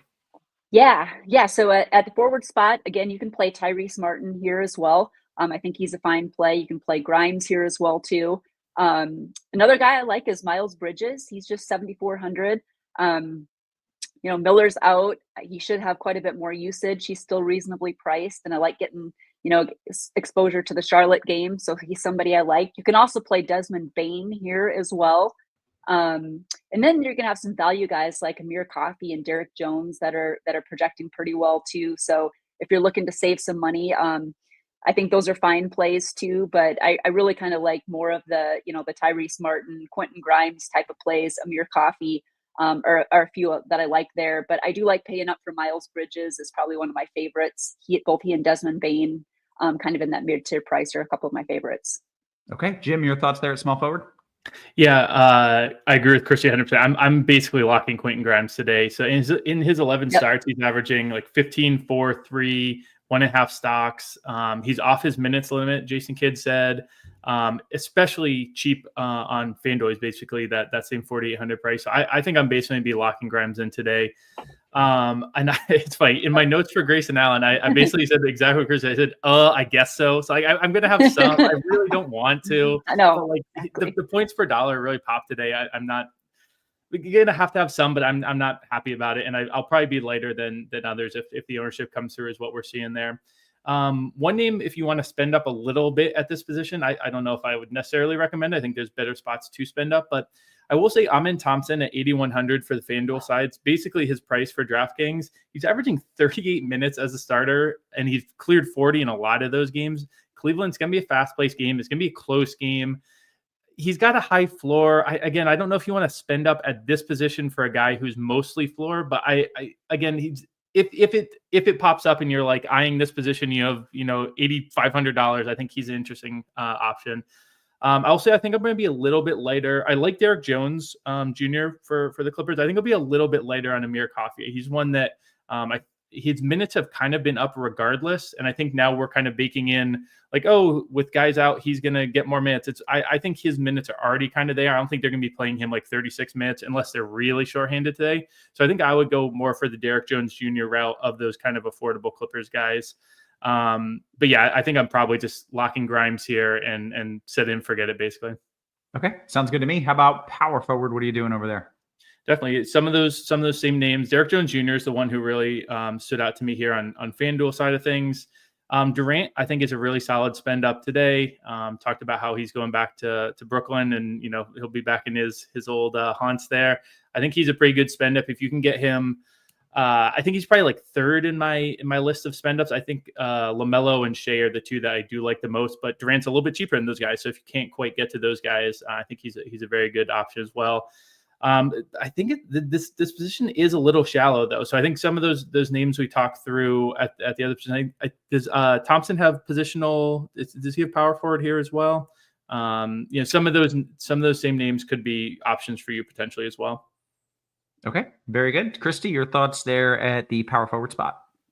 Yeah, I'm just going to quickly swing back to Amin Thompson. He's one of my favorites too, and I can't believe I failed to mention him, but he's one of my favorites. I actually have him in my single entry lineup tonight, and I think he's going to come in at lower ownership, and just the minutes and upside is so elite that I'm glad you brought him up because, yeah, definitely one of my favorites. So back to power forward. Guys that I like, Jared Allen without Mobley, of course, is looking really, really good. Strong play. You can play Miles Bridges here. I mentioned him at small forward.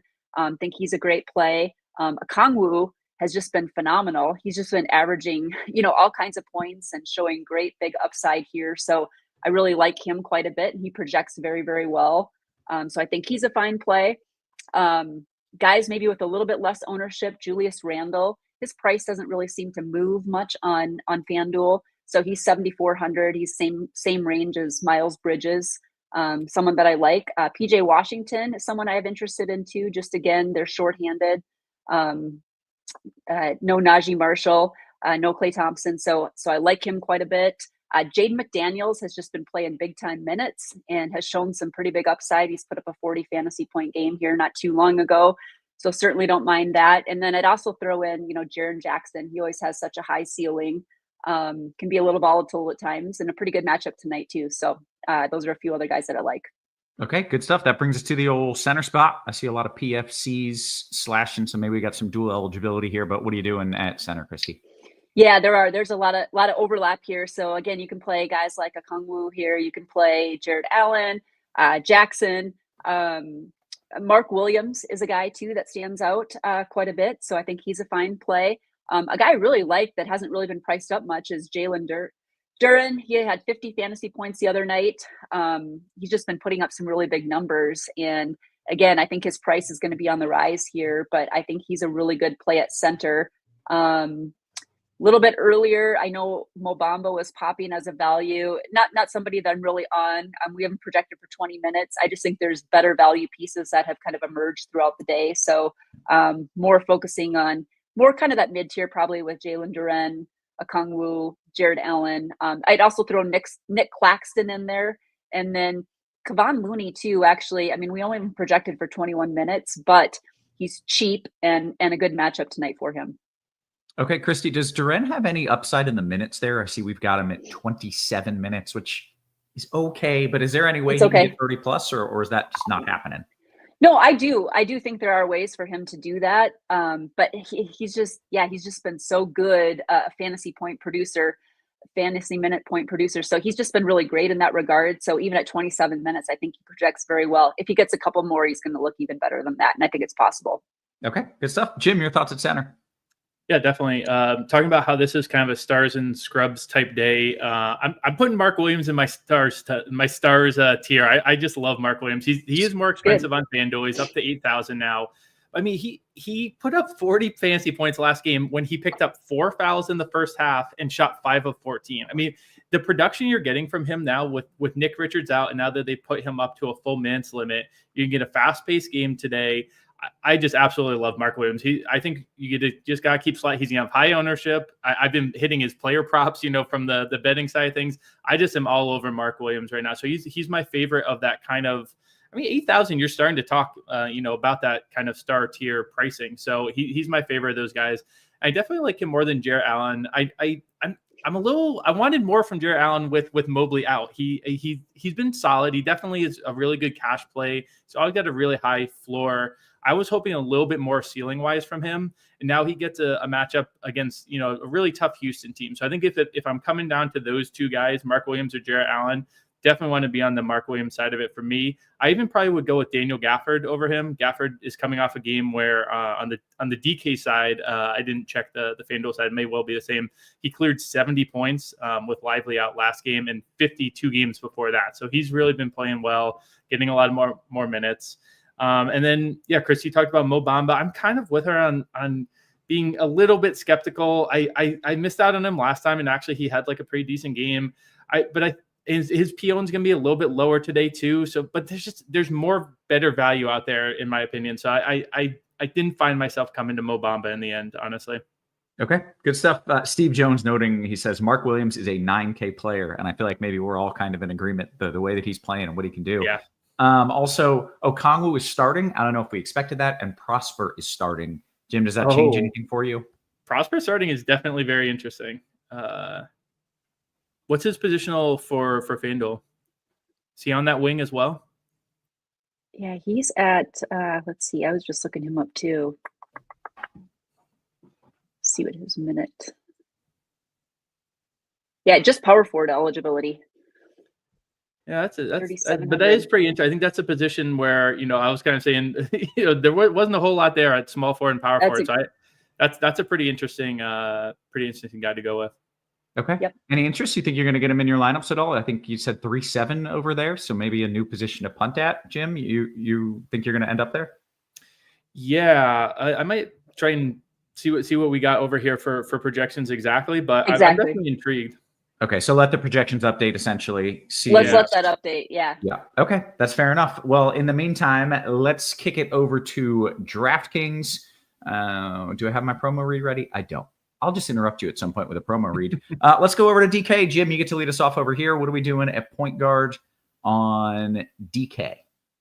Yeah, Shea is $1,100 cheaper over here on DK, so definitely love him. Everything I said holds true over here as well, obviously. Morant as well. He is more expensive than Donovan Mitchell here, so I think, what I said about wanting him more than Mitchell is especially true on FanDuel, but also true over here.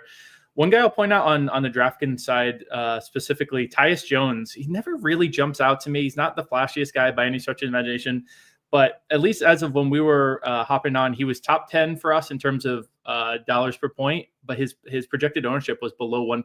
So that's kind of something I'm always looking at is, who potentially is going to produce as a decent value, but isn't going to have ownership. So he's not a guy that I usually have in lineups, to be perfectly honest, but with no Bradley Beal and against a Brooklyn team that is mighty shorthanded, that was one that stood out to me.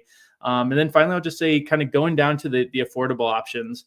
I know Reese Beekman's one who for a lot of the day was kind of in a lot of optimal lineups. I think I would rather, especially in GPPs, I think I would rather take a shot on Rob Dillingham. He's $100 cheaper, and he's gone 5x, 5x, 7x in his last 3 games with Dante DiVincenzo out. It's not just kind of, random run of the mill. His minutes are up with DiVincenzo out. That's going to be a game against Dallas, a shorthanded Dallas, could be pretty fast paced. And he's a big 3-point taker, 3-point shooter as well. So, I think he has a decent ceiling on him for a much more affordable, or not much more affordable price. He's a good value option that I think is I'd rather go with than Beekman, especially in those GPP tournaments. Dilly, as Mr. Richard said. Kristi, your thoughts there? Point. Yeah, I couldn't agree more. Actually, I'll just go to the cheap ones real quick. Dillingham was the guy that I'd like to pivot to too, instead of Beekman. I just think the upside is there. I think he's more a play on DraftKings too, just because he is or 3.1K. So I think he's just very intriguing and definitely some good upside. SGA and LaMelo Ball, like Jim mentioned, 2 top plays for sure.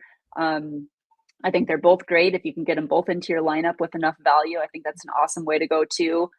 Cunningham is obviously a top tier play as well. And then we have guys too, like, Nick Smith, projecting well. I think he's just on the shooting guard side though, but he's someone that's really, really cheap and projecting very, very well. I like the Tyus Jones call quite a bit too. We do have him projected for 30 minutes. And we've seen some good upside out of him too. So I certainly don't mind that play.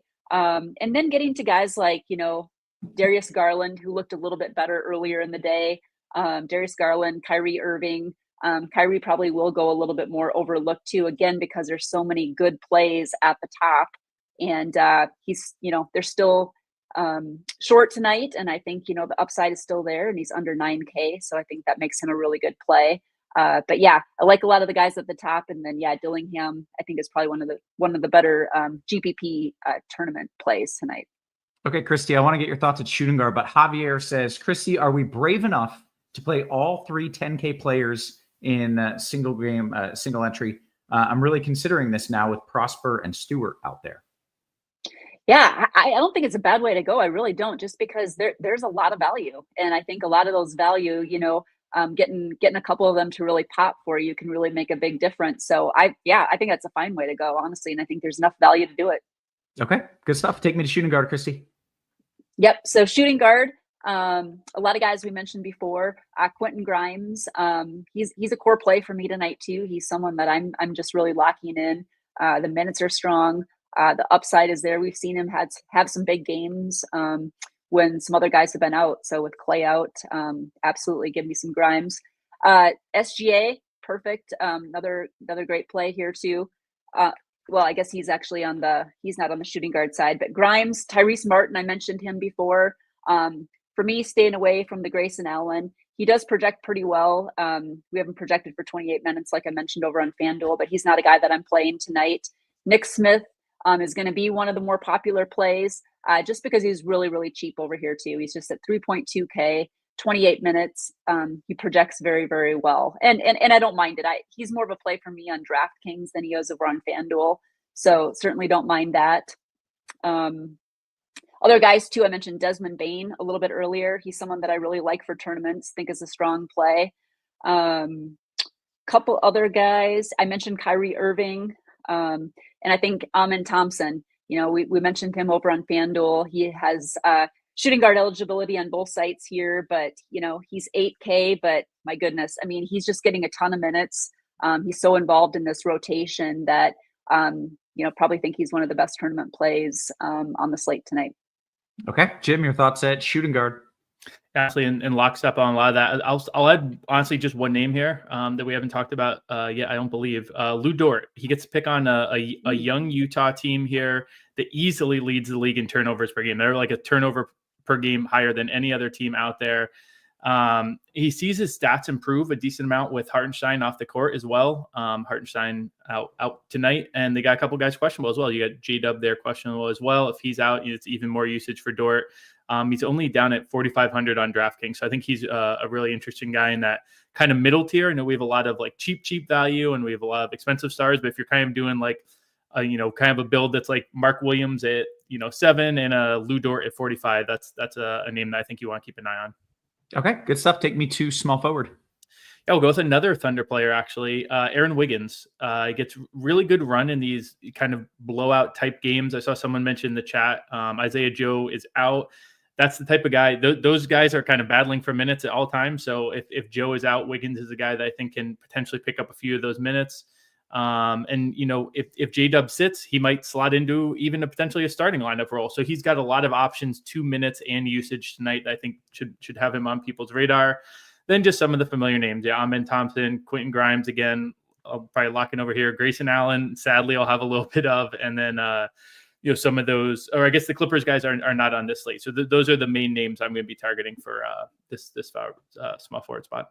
Okay, did get a question on Tosan Evbaumwan for Brooklyn. I think he's a small forward. I don't know what his eligibility is, but do we have interest in a little Tosan?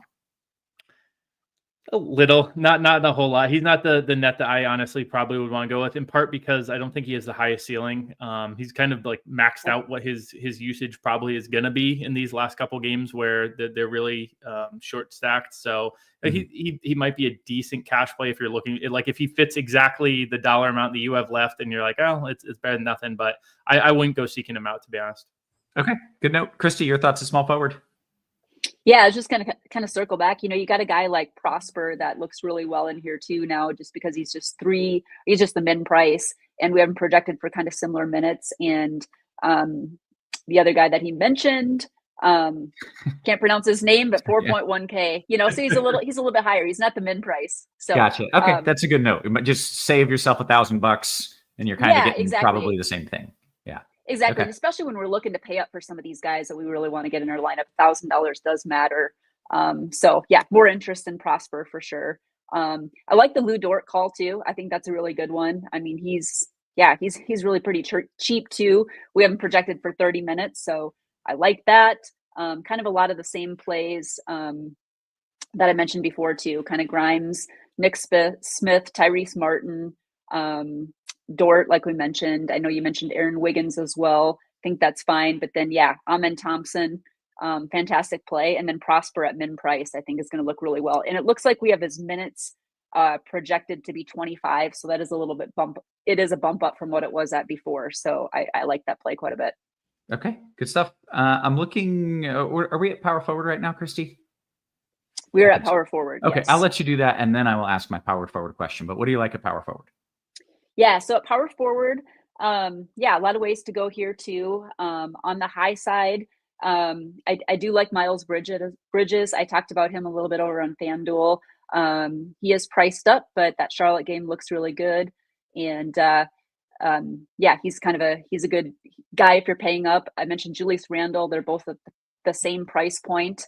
Some other guys I think are interesting too. Naz Reid, we talked a little bit about him.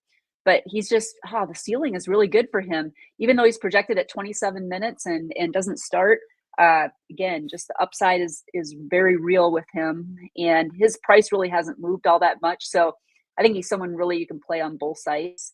I mentioned Jaren Jackson earlier too. Very, very good upside. He has a very good ceiling when he has some big games. So at 8.4K, certainly don't mind that. And then PJ Washington looks a lot better than he did earlier in the day. We have him projected for 35 minutes. And again, wanting some exposure to that Dallas side of the game, I think is really, really important. And there's a lot of ways to get it. You've got Washington, you've got Prosper, and then one of our favorites in Quentin Grimes. At the top, Kevin Durant, we talked a little bit about him. He's certainly a good spend up. There's a lot of great spend ups to get along the way. But if you're looking to save money, I think Prosper, I think PJ Washington kind of in that mid-tier, Miles Bridges, definitely some of the favorites. Any interest in Santi Aldama? I was looking at the game log here against San Antonio 2 and 3 games ago. He had 44 and then 37 fantasy points. Then last game, he put up a whopping 5 fantasy points. Is he going back to 40 a night, or is he going to give me another 5 if I play him tonight? It's so unpredictable too on the minutes, like we saw him, he had some good minutes, a couple games before where he had that 42 points. And then he had 14 minutes, he's had 17 minutes, 16. So it's very unpredictable in that regard. So I just like some of the other plays better that are getting more of the minutes. And then we're getting, probably 2 to 3 players tonight that are almost min price or that 3.1K that are a lot more attractive. Okay, good notes. Jim, your thoughts at power forward? It won't be long. You guys basically are in my sheet. I have Kevin Durant, I have PJ Washington, now I have Prosper, and I wanted to bring up Naz Reid and Santi Aldama. So I'll just briefly add on Naz Reid that he has the ceiling that Kristi mentioned, but he also has an awesome floor. He's gone at least 5x in 11 of his last 12 games. So he's bringing he has floor value for cash games. He has ceiling value for GPP games. He's one of my favorite plays. He did make like a $500 jump today on DraftKings. He had been 5,000 last time he played. He's up to 5,500. So actually, I meant to shout him on FanDuel where he's 5,900, which is higher, but a lower portion percentage wise of their cap. But really like him in either of those spots. And Santi Aldama is a guy that I sometimes like to throw a dart if he is like I was just building the lineup over here, and he was. I had like 5,000 left. And I was like, I think I'm going to throw a dart on Aldama because he, maybe this is the one that the night he goes for 5 points. But even in that game, he had the 5 points. He took 7-3. So he's an aggressive player. He's still going to try stuff out there. And against the Charlotte defense that is not very good, I'm vaguely intrigued by Aldama. Okay, I love it because the reason I asked is I landed in that same spot. Like I had 5,100 left, and I was looking, and I was like, "Ooh, can I play this guy?" So, all right, I'm glad we're in it together a little bit. Take me to the center spot, Jim. What are we doing there? A lot of familiar names. Mark Williams, really cheap over here, 7,000. We referenced him as being a $9,000 play in the chat. You can get him for 7 over here on DraftKings. Naz Reid, you can also slot in over here. He's got center position eligibility. I'm gonna throw out one more name. We've got a lot of value out there, so maybe this is overthinking it. But Brandon Carlson's $3,200 on DraftKings. OKC has a fair amount of players out. There's a route to this being a blowout. He played 18 minutes last game with Hartenstein out, and he went 7x. He did 8 points, 5 rebounds. He filled the stat sheet. He had a block. He had a steal. He attempted 5 threes. So I don't know if I'm forcing it here with this Brandon Carlson thing. There's value to be had out there that is safer value. But if you want to zag off of some of that value, Dariq Whitehead and Brendan Carlson are two, I think pretty decent ceiling type of plays at that really cheap value that other people don't seem to be on as much. Okay, good notes. Kristi, your thoughts at the center? Yeah, so a lot of the same guys. Mark Williams, I think, like you mentioned, is a really great play over here tonight, just being at 7K. Okongwu, and we've got a couple of guys that have tagged him too, so I think that's a great play. Daniel Gafford is looking really good now too. We've got him projected for 30 minutes, so I think he's very good. We talked about Naz Reid, and I'm glad you brought up that he's become kind of a great cash game play too, just because of that floor. So I think, super play there. You can also play a guy like Noah Clowney too. We talked about just them being shorthanded. Julius Randle. But yeah, those are kind of guys I'm sticking to. And I do think Mark Williams is probably one of the better tournament plays over on DraftKings here tonight. Kristi, when I was building, I immediately went double center on DK because I thought I want Mark Williams, and I really loved Gafford. Do most of your builds have 2 center, or are they adding in an extra guard at that util? Yeah, I'm playing just on FanDuel tonight, but looking at that, I do like that. I do like the centers just because, Gafford and Williams are probably 2 of the better ones. Kongwu's awesome too. So there's some really good ones there at center. So probably more center focused if I was playing there. Same question to you. What are you doing there in that util spot? You have more centers, more guards, a nice little sprinkling of all? Yeah, I did single DK, and I had Aldama actually in the util spot like you did as well. So even though I spent the whole time talking about how point guards and centers were where the depth was, I ended up finding that I only went with the 1 center. Okay, that works for me, guys. We've got about 5-6 minutes here until lock. Let's dive into QQs. As always, I'm going to start on the RotoGrinders Discord. Do appreciate everybody watching on YouTube. I'll get to those questions. Hit us with a little thumbs up if you're watching on YouTube, and make sure you're taking advantage of this because for a limited time, you get your first month of Combo Pro for $79.99. That's just $15 more than PGA Premium. It's only $5 more than NBA Premium, and you get every other sport. So if you like NBA content, make sure you're signing up for our Combo Premium. It is a very, very good deal going on right now. Let's jump into it here. Yappy says, crunch time, just talking to us as a group. Crunch time. On DK, are you still lower on Mitchell with LeVert out now? That's a good question. Jim, with LeVert out, are you higher on Mitchell? That's a good question. Can you skip ahead one, and I'm going to look at his on-off court stuff and answer it with that data? Sure. I'll go to Kristi and say, Kristi, D-Rock says, would you prefer LaMelo and Amen Thompson or Ant and Durant? Definitely the first one. In fact, I have both of those in my single entry. Yeah, no hesitation. She's on it. All right, LaMelo, Amen it is. Yappy says, Kristi, DKGPP, Prosper starting for Dallas in a vacuum. Do you prefer Nick Smith or Prosper? And then he says, live long and prosper. FYI, Isaiah Joe was out. We talked about that. So Nick Smith or Prosper? He did say GPPs, and I think I'd go Prosper. I mean, he's just min price, and I think Nick Smith is good. At least he was going to be a little bit more popular looking at the projections, so I'd probably go Prosper. Okay, good notes. Jim, we had a question about, I don't know, you do though, because you looked it up.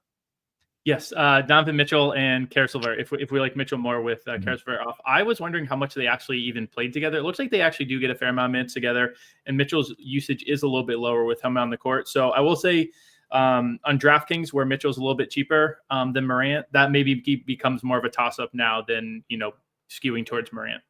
Okay, good stuff. More QQs coming up here. Back in the Discord, FanDuel single entry, Jim, 2v2.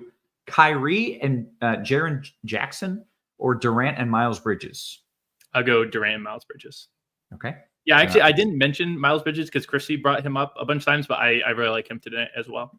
Okay. Y'all in strong agreement. I like that. Aside, says Jim, FanDuel cash it to 2v2. Ball McDaniels or Slips Green Always, that's SGA, and Jalen Wilson.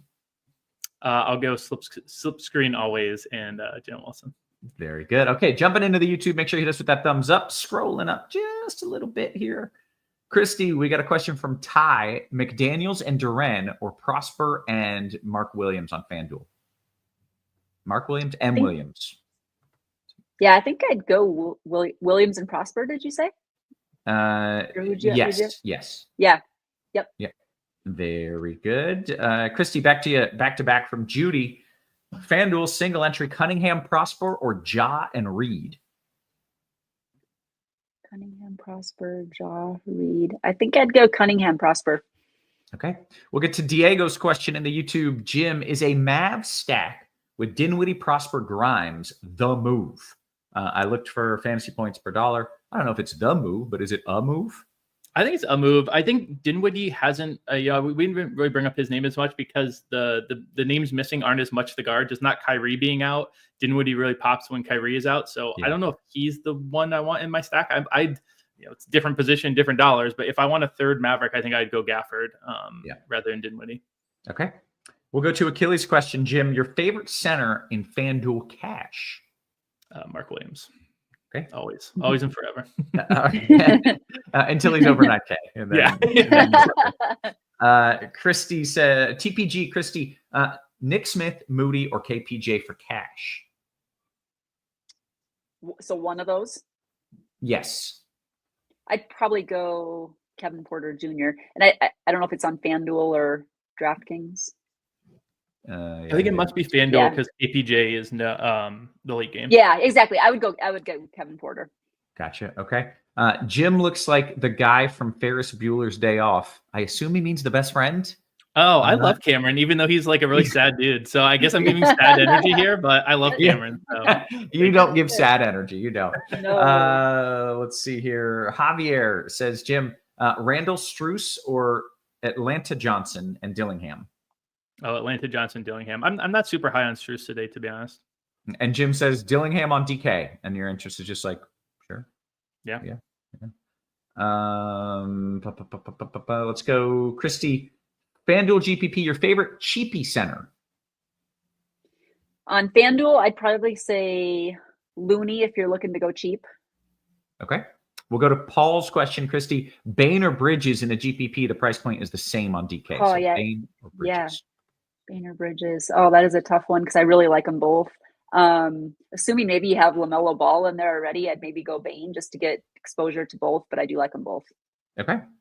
One last question. It is now post-lock, but our guy Swag with Chris got this hit on the Discord. He says, FanDuel single entry, Jim, Bain and Allen or Irving and Okongwu? I'll go Irving and Okongwu. was leaning that direction as well. And Kristi with the nod. Yep, I like it. Yep, We're all in agreement. We like that side of things. Hey, guess what we have done here? We have hit the lock, and so we are going to bounce on out for Jim, for Kristi, for our wonderful production crew, always working hard behind the scenes. Guys, we appreciate you. We love you, and we will catch you tomorrow. You have been cracked.